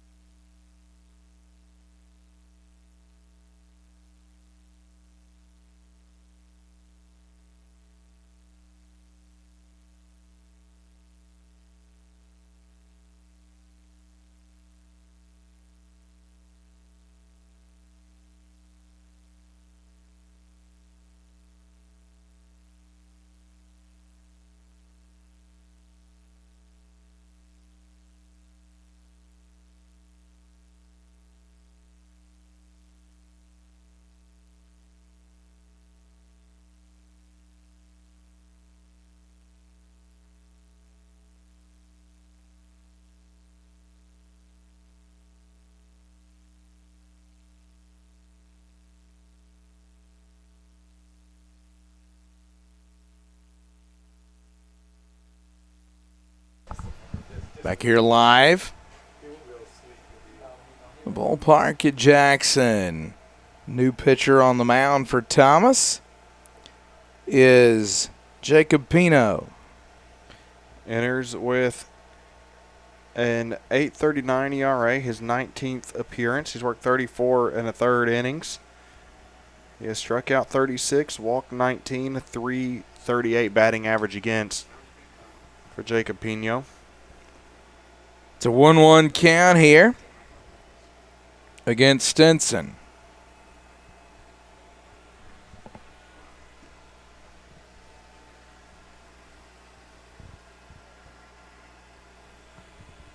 That ball fouled back.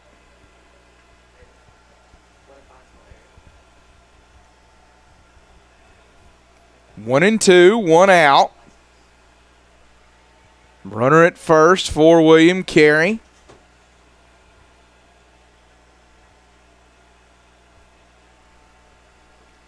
That one misses away. So 2 balls and 2 strikes to R.J. Stinson. You can't fully close the book on Marsh as runner at first belongs to him. Big sequence here, though, because you open the bullpen door trying to get a guy in R.J. Stinson, and that is a well-hit ball that's going to result in a fly out to right field, and you ended up getting him. You ran it to 2-2, and getting in that territory where you can't make him hit your pitch, and nice job by Pino. He was able to put the pitch where he needed it in the zone, and Stinson really just missed it.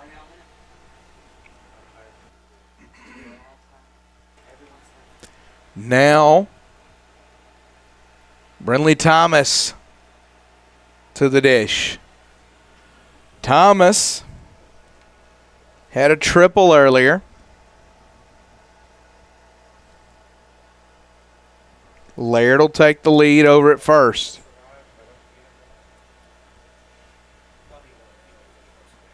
That one misses. Ball and a strike.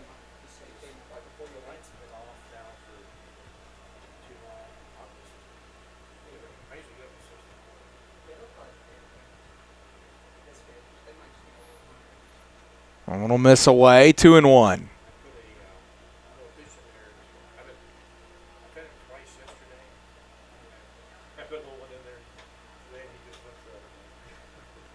Thomas sets and waits. Pino delivers over for a strike. 2 balls, 2 strikes, 2 outs. Bottom of the 6th.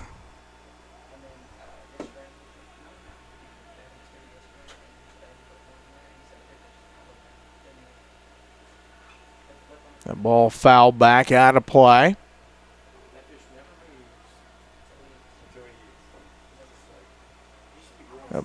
That ball hit the railing and then about 2 or 3 rows of seats in multiple sections. It's like me bowling.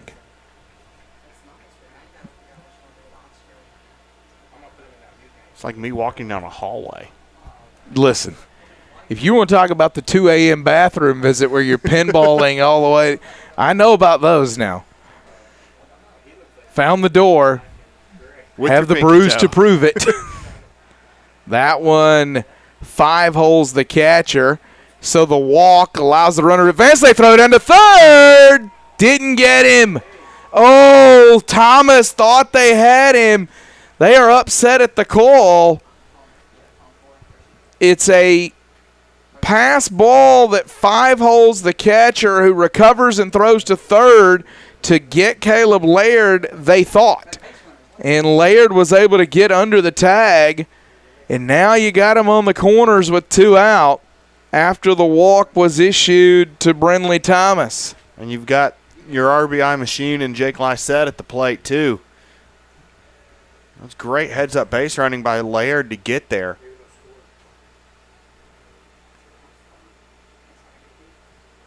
And that one wild, picked clean by the catcher, Lawhan.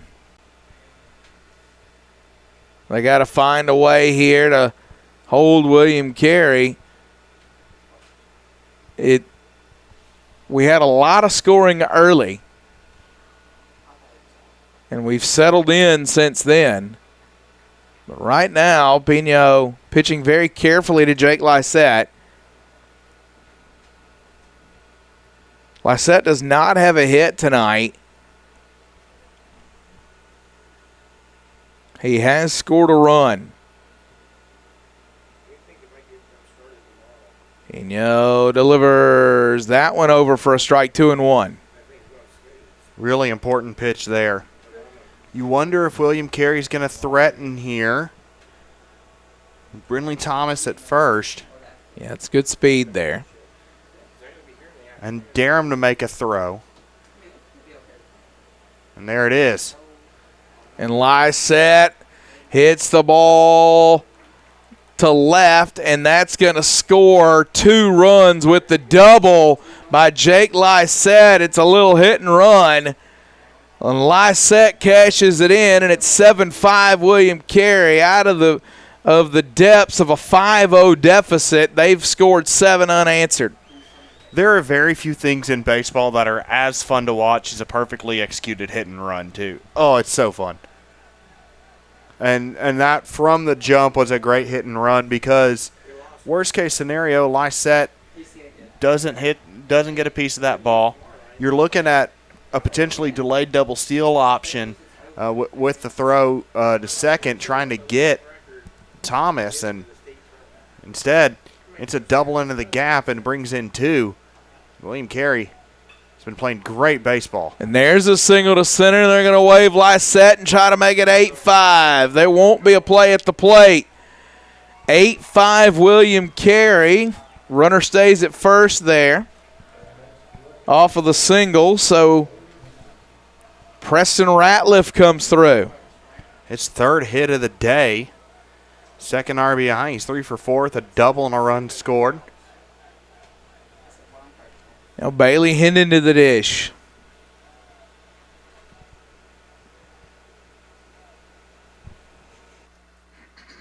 Things looked a little bleak going into the bottom of the 3rd for William Carey. Obviously a lot more baseball to be played, but down 5-0 and your starter had been getting rocked. He just didn't have his stuff today, and now they have risen up out of the ashes of that. 8 unanswered for the Crusaders.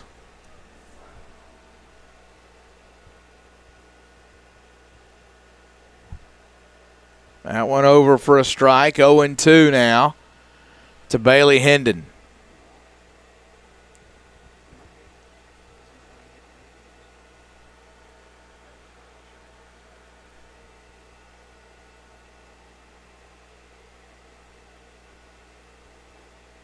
And it almost hit him.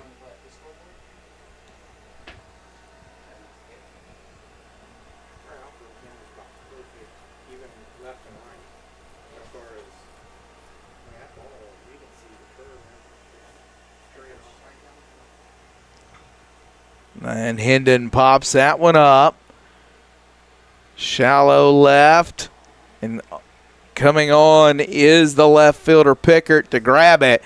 But William Carey breaks through with 3. They lead 8-5 as we head to the 7th. Where the day starts with laughter in local shops and ends under the stars with live music. That's Jackson, Tennessee. It's a place where every moment is an invitation to explore, to connect, to be part of something bigger. Jackson isn't just a destination. It's where stories are written, memories in the making.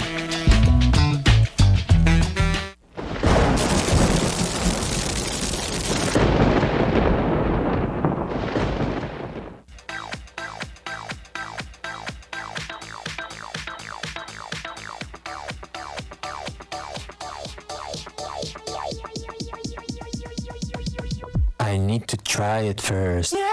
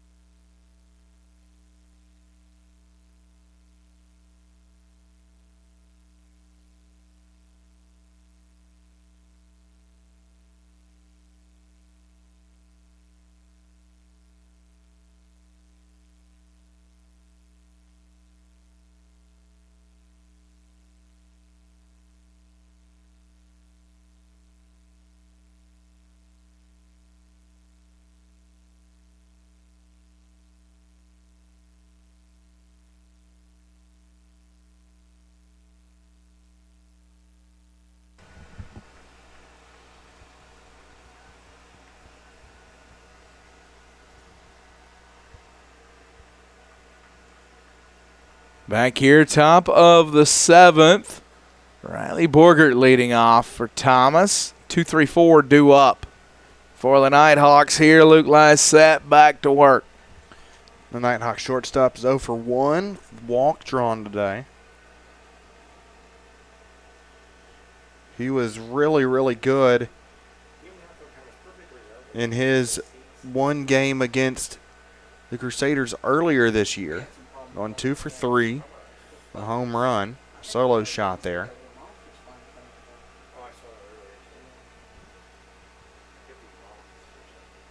That one will miss. 3-0, Lysette is behind Borgert. Borgert hanging out here. Virtually no chance he's about to swing this bat.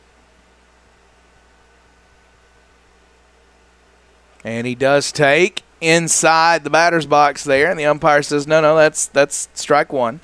Borgert didn't like it. It looked a little inside from Lysette.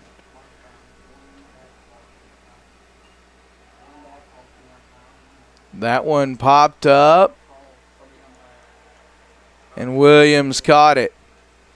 So one gone now. Stinson, rather, at third. Yeah, Stinson, sorry. There have been so many Stinsons and Williams that have been just so good for this program for so long for Bobby Halford and his squad. Pickert to the dish.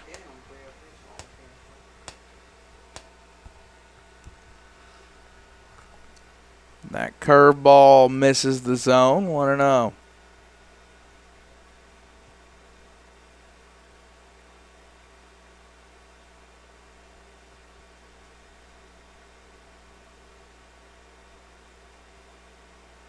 And that one misses away.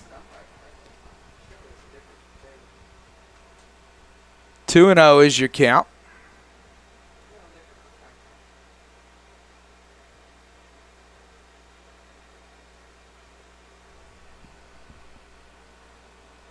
That one over for a strike. 2-1.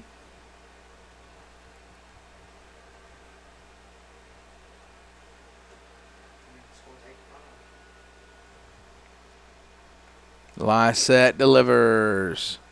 Misses away.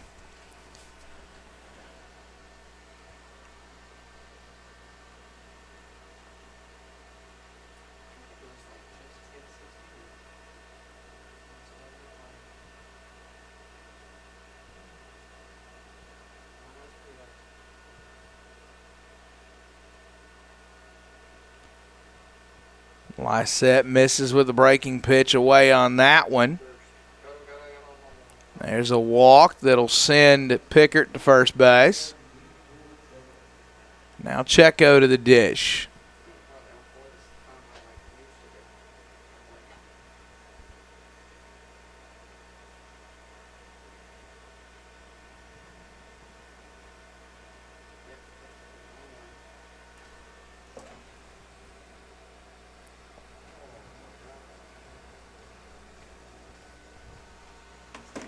Mound conference here. Tying run potentially on deck. 7th inning. And for Thomas, you don't necessarily have to get all 3 right here. Of course, you'd love to, but you've got 3 innings to get 3 runs as it is right now. There is activity in the William Carey bullpen, but it doesn't seem like they're going to make a move here. Not just yet, anyway.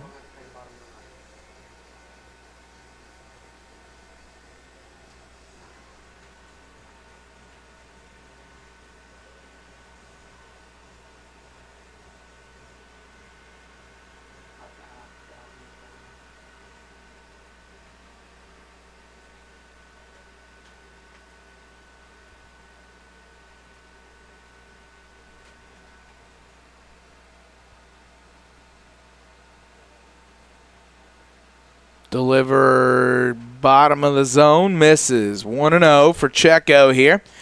Checo has not had an official at-bat.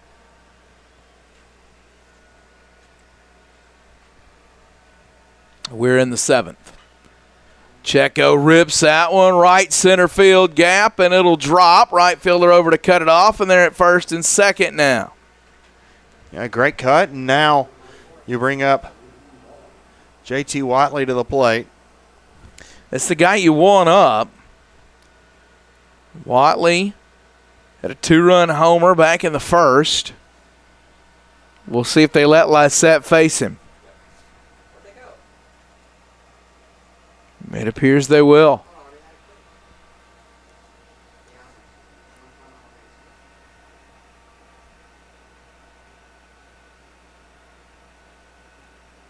That one will miss inside. Yeah, Luke Lysette has done an incredible job steadying the ship as Andrew Shira struggled a little bit today. Lysette comes in the third inning. Well hit center field, but right at the center fielder. And the runners will not advance. So Watley with a home run cut, but he got under it. 2 away now. Now Sowers to the dish. He came in with just 1 out and bases loaded in the third inning. As Thomas had plated 2. It's a 5-0 lead. Mike Sowers. There's a strike from Sowers.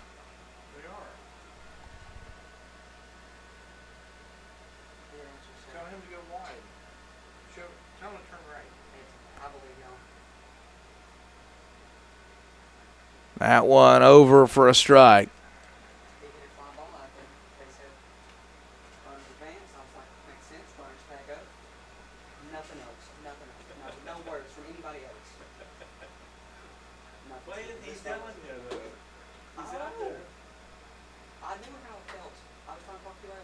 Lysette delivers. Big cut, can't get it.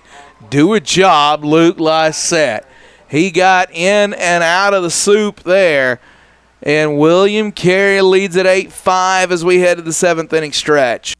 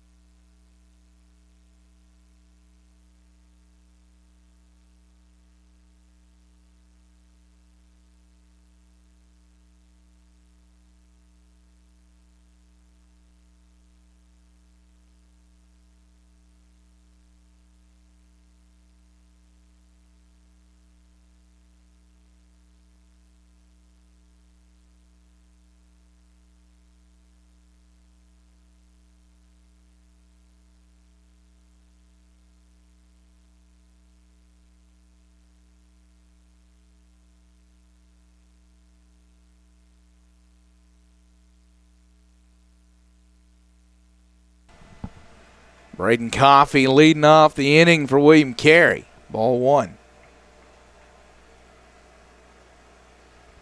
Coffey 1 for 3.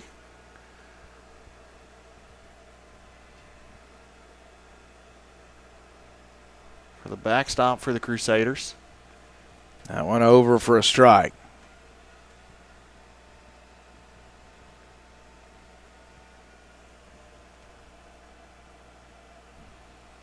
One count.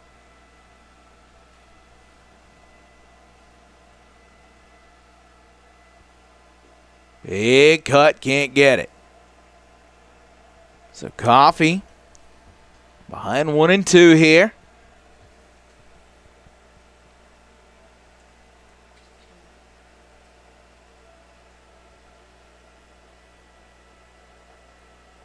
Called strike 3.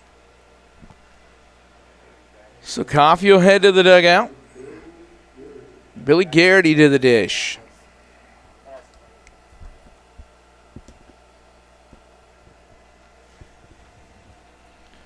Billy Garrity, that's another one of those baseball names that you could tell me was in a Honus Wagner collection. That one fouled back.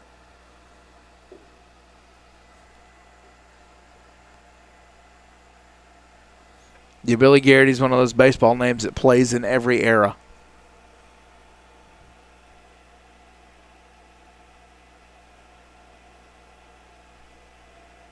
That one over for a strike.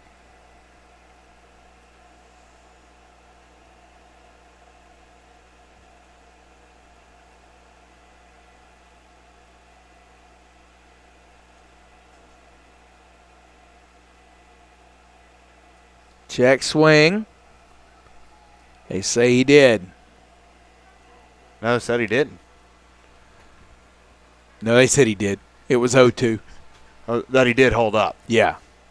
Said he held up. Didn't go around. Yeah, umpire called check, and then it was confirmed. Sorry.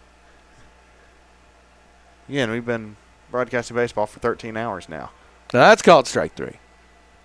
Great pitch. And is it just me, or is the punch out gotten a little bit more intense as the evening has gone on from the umpire tonight? Really enjoyed it. Listen, if you're going to do it, be entertaining. I mean, it's 11 o'clock. I'm sure he's gotten more enthusiastic with each one because it draws him closer to the hotel room, and that's a hit by pitch. So he plunks Laird. Laird goes to first.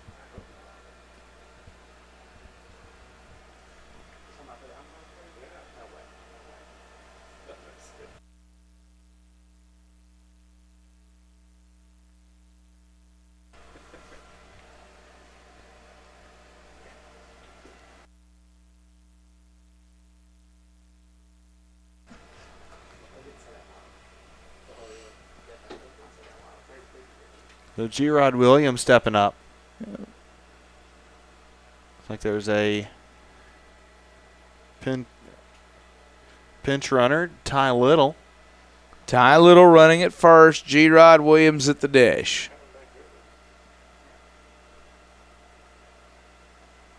That went over for a strike. And G-Rod Williams, such a better pronunciation than just Jared. Yeah, G-Rod Williams puts you in the all-name team conversation. Jared does not. G-Rod Williams sounds like the next tag team partner for Trick Williams. That one misses away. 1-0. Or a corner drafted by the New York Giants. The center fielder for William Carey here. 1-1.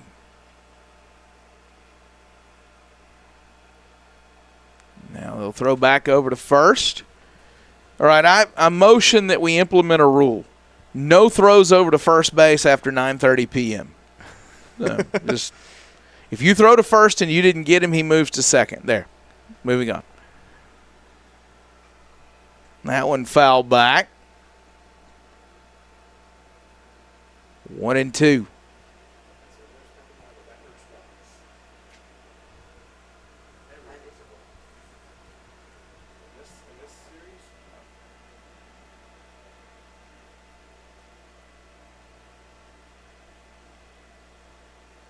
Pino throws over to first base.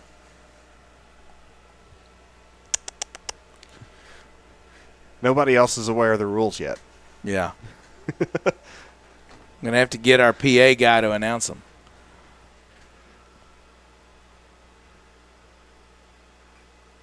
Foul back.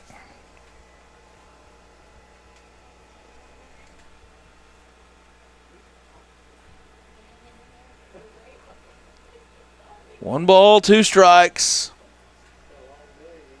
Gerard Williams awaits the offering.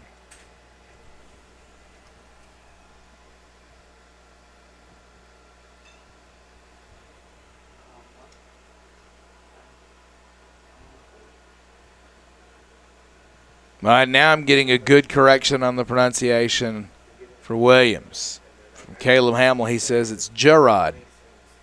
Gerard, okay. Gerard. Got it.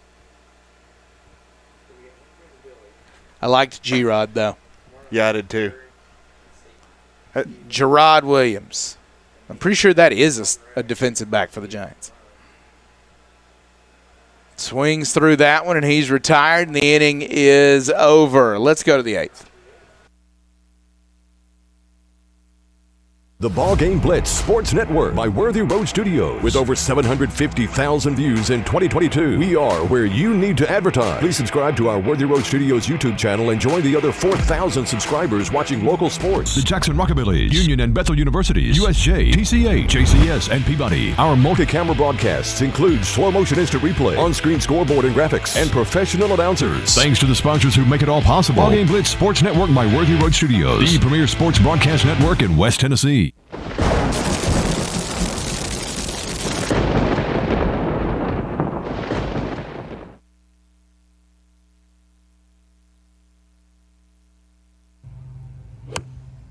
The SSAC is about leadership, Teamwork. Achievement. Community. Initiative. Ambition.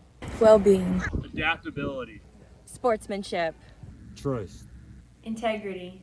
Gratitude. Confidence. Health. Self-discipline. Friendship. Openness. Growth. connection, Courage. tradition. Collaboration. The SSAC is about vision.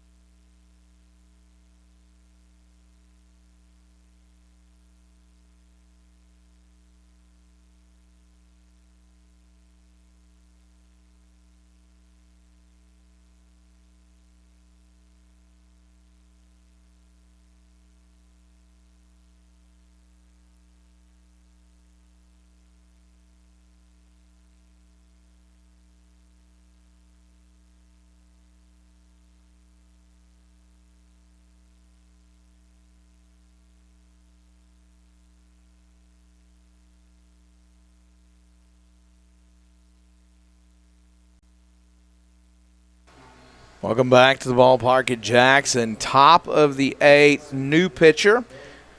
The DH is burned. They have entered him into the game on the mound. That's Preston Ratliff.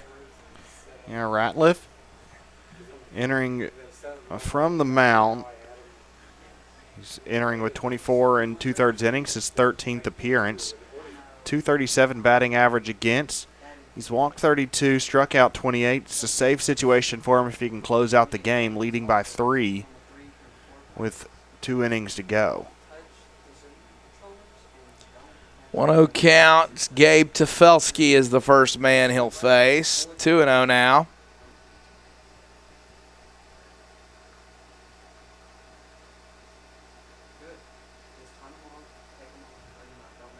Over for a strike, 2-1.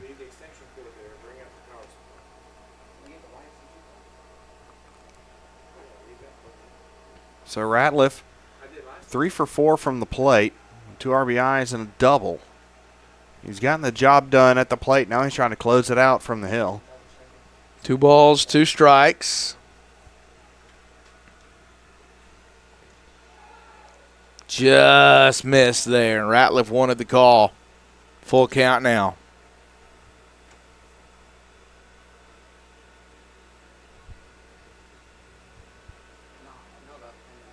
And he'll bounce that one up there, and it's a walk. Tefelsky heads to first.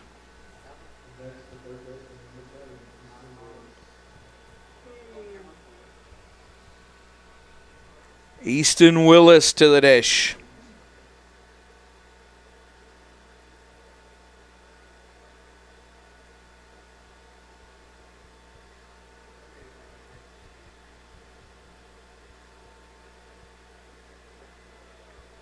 That one over for a strike.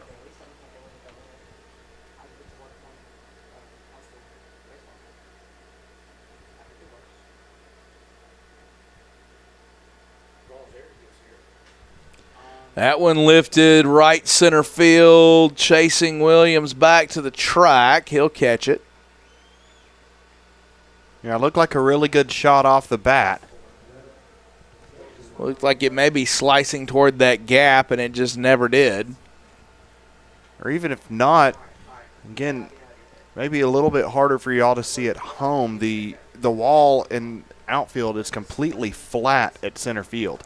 So the power alleys funnel straight back, creates a couple of corners. So it's 392 to dead center, but it's also 392 to the power alley. Yeah.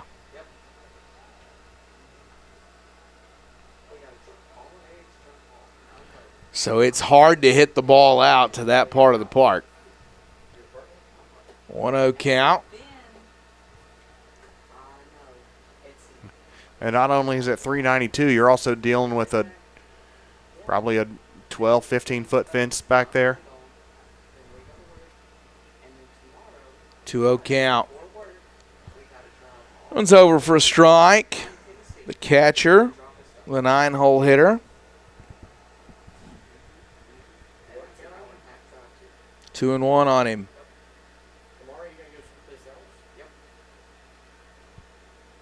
Timeout taken by Coffee here. We'll call that a coffee break. He resets. Re-ups the communication, and there's a strike.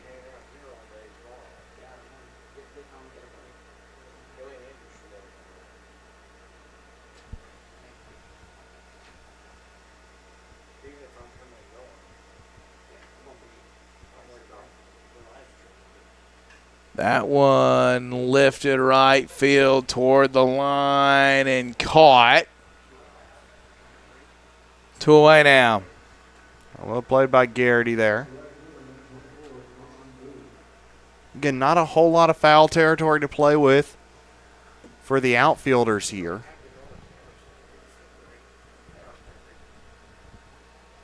He sized it up well. Bowie to the dish. 2 gone, runner on first. That one will miss. Bowie, also the word that my daughter calls Bluey because she can't quite pronounce the L's yet in the word. And that makes it even cuter. It does. Except when she shouts it incessantly and then screams when I put it on, saying, "No, Bowie. No. You just asked for it, honey." Some of my favorite memes going around right now are things that my toddler did today. Like, he was mad about the color green. Like, you know, just all of the things. I relate to those. I think my most recent one of those that occurred was my toddler was very upset that his older brother, quote, used my potty. They share a bathroom. So, I don't know. 2-1. Big cut, can't get it. Kason Bowie 0 for 3 today, trying to find his way aboard here. We had one of those the other night, Sunday night. Woke him up from a nap because it was time to go to church, called strike 3. My wife says, "Hey, you wanna go to church?" "Yeah." "All right, you going to go to church with Daddy?" "No, I don't want Daddy to go." All right, good talk. We head to the bottom of the 8th. Where the day starts with laughter in local shops and ends under the stars with live music. That's Jackson, Tennessee. It's a place where every moment is an invitation to explore, to connect, to be part of something bigger. Jackson isn't just a destination. It's where stories are written, memories in the making.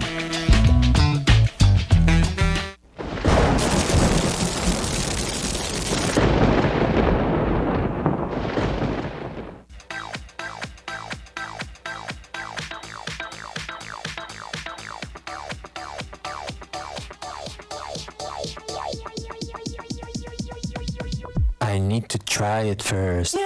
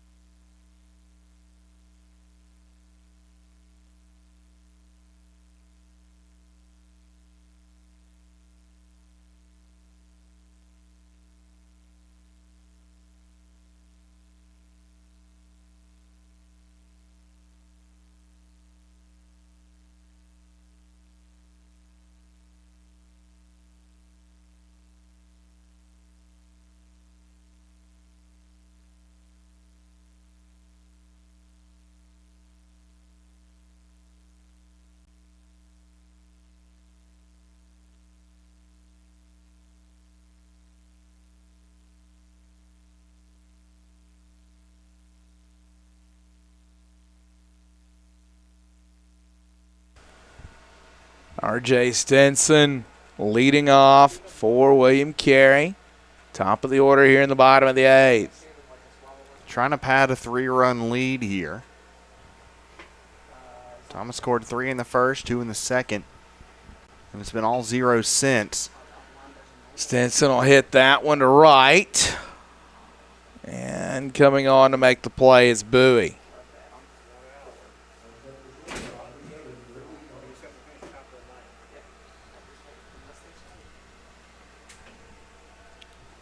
Brindley Thomas stepping up to the plate now. Brindley Thomas is, as you pointed out earlier, and Caleb Hamill noted, he is second in the country in hit by, or rather he is first in the country in hit by pitches. And William Carey as a team is second in the country in hit by pitches. Brindley Thomas has been hit 33 times this year. There has to be something more because, yes, he steps in a little bit, but he's not necessarily hugging the line every time. Like, he's in a pretty normal close-up batting position in the box. Like, what? Is it luck? Is it bad luck? Do they just not like his stupid face? I don't know. But to get hit 33 times is impressive. Or is he a really good chirper and they just get real tired? Yeah, I mean, that could be it too. Like, you know, he's a professional troller. So, and he draws a walk here, which is better than getting hit by the pitch.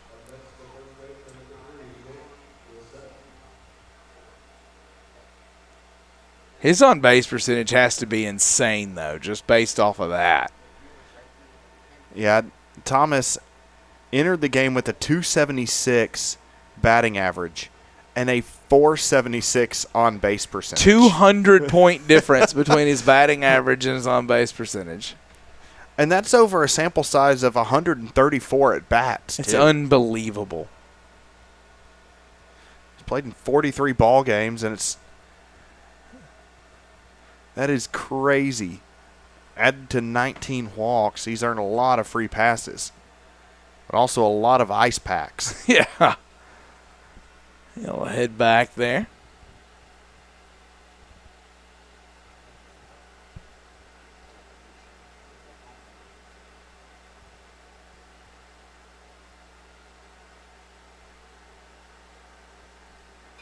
That one lifted left side, foul and out of play.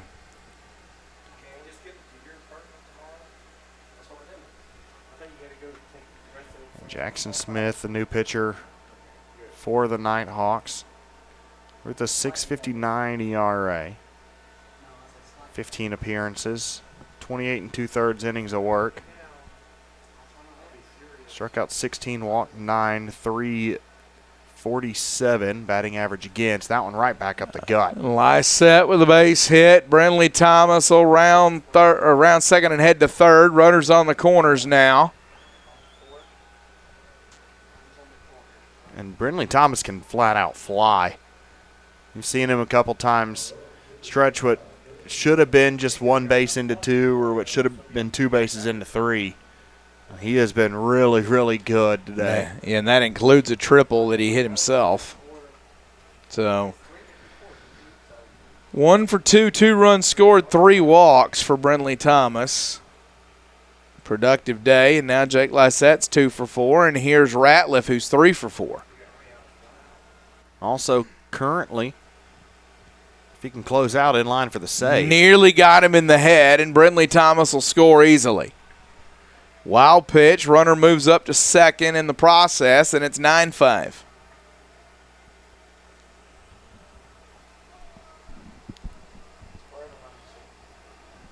It's the last thing you're wanting if you're Thomas, is giving up a couple more runs here.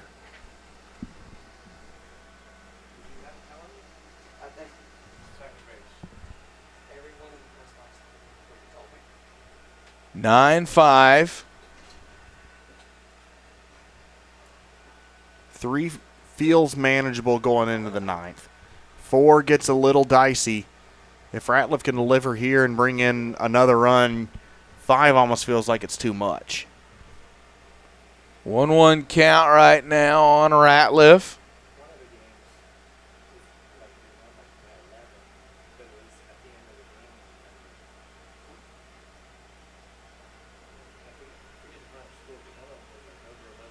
Foul back.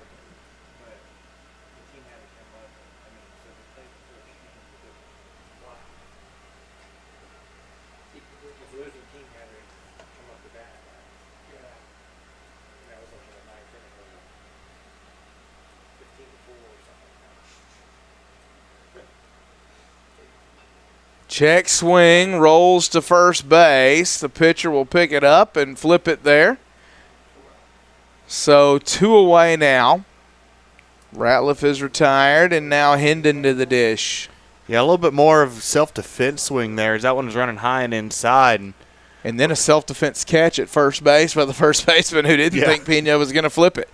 Yeah, Pena about a foot and a half away from him, decided to flip it over to him. Able to hold on, make the play.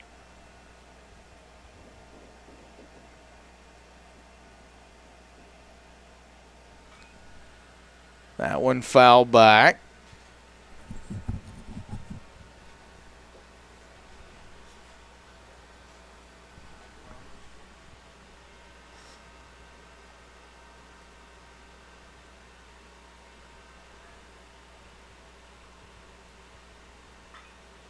There's a good swing on the ball, right center field, but it'll hang up. Center fielder will make the catch, and the inning is over. But William Carey adds one more. They lead 9-5 as we go to the 9th.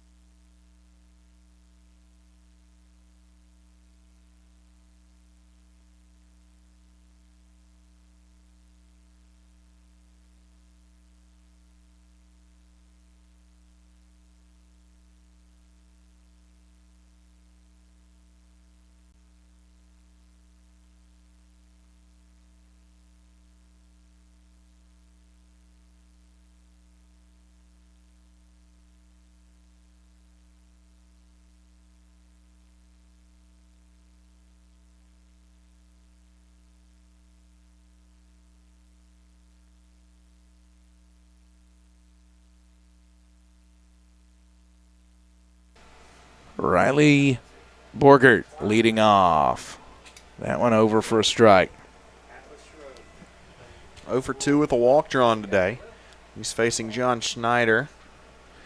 John Schneider, the right-handed closer for William Carey. 0-2 count on Borgert. First team all-conference relief pitcher. That one fouled away. John Schneider, 11 saves this season. 24 in the third innings of work. He struck out 35, walked 6. It's a 1.48 ERA against. Over 24 in the third. That is nothing to sniff at. You're telling me he's pretty good? Yeah, just a little bit. Pretty good at baseball.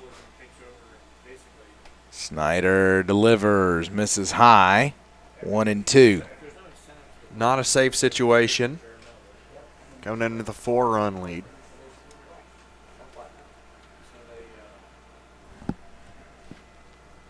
Kicks and fires. That one in there. Strike 3 called. Rung him up. Out number 1 of the 9th inning. Called strike 3 there. As you noted earlier, umpire getting a little more animated with every called strike 3 the closer he gets to the end of the ball game.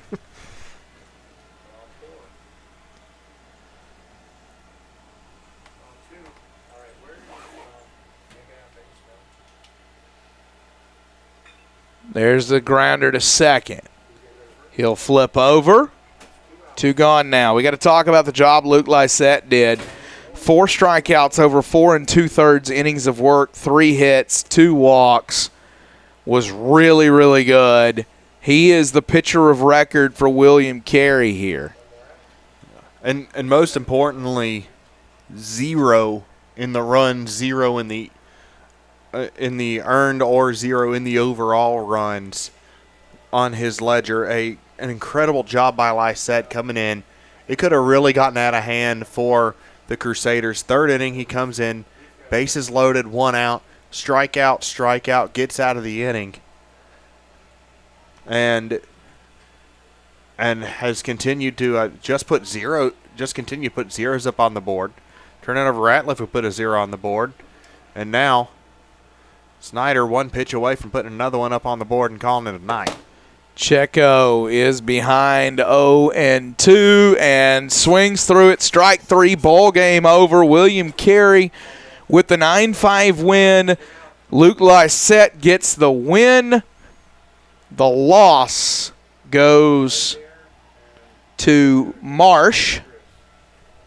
And William Carey moving on to tomorrow as one of the 2 1-0 teams in this bracket, or in this pool. Back at it tomorrow night. They play the nightcap again, scheduled for 7 o'clock. See y'all about 9. So ready to go tomorrow. And Thomas at it tomorrow and the 4 o'clock matchup. So for Carter Moles, I'm Jeremy Smith. This has been the SSAC Baseball Championships. Good night, and God bless you.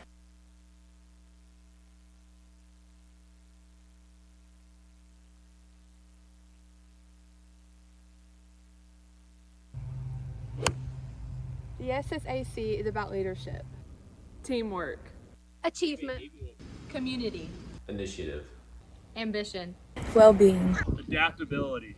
Sportsmanship. Trust. Integrity. Gratitude. Confidence. Health. Self-discipline. Friendship. Openness. Growth. connection, Courage. tradition. Collaboration. The SSAC is about vision.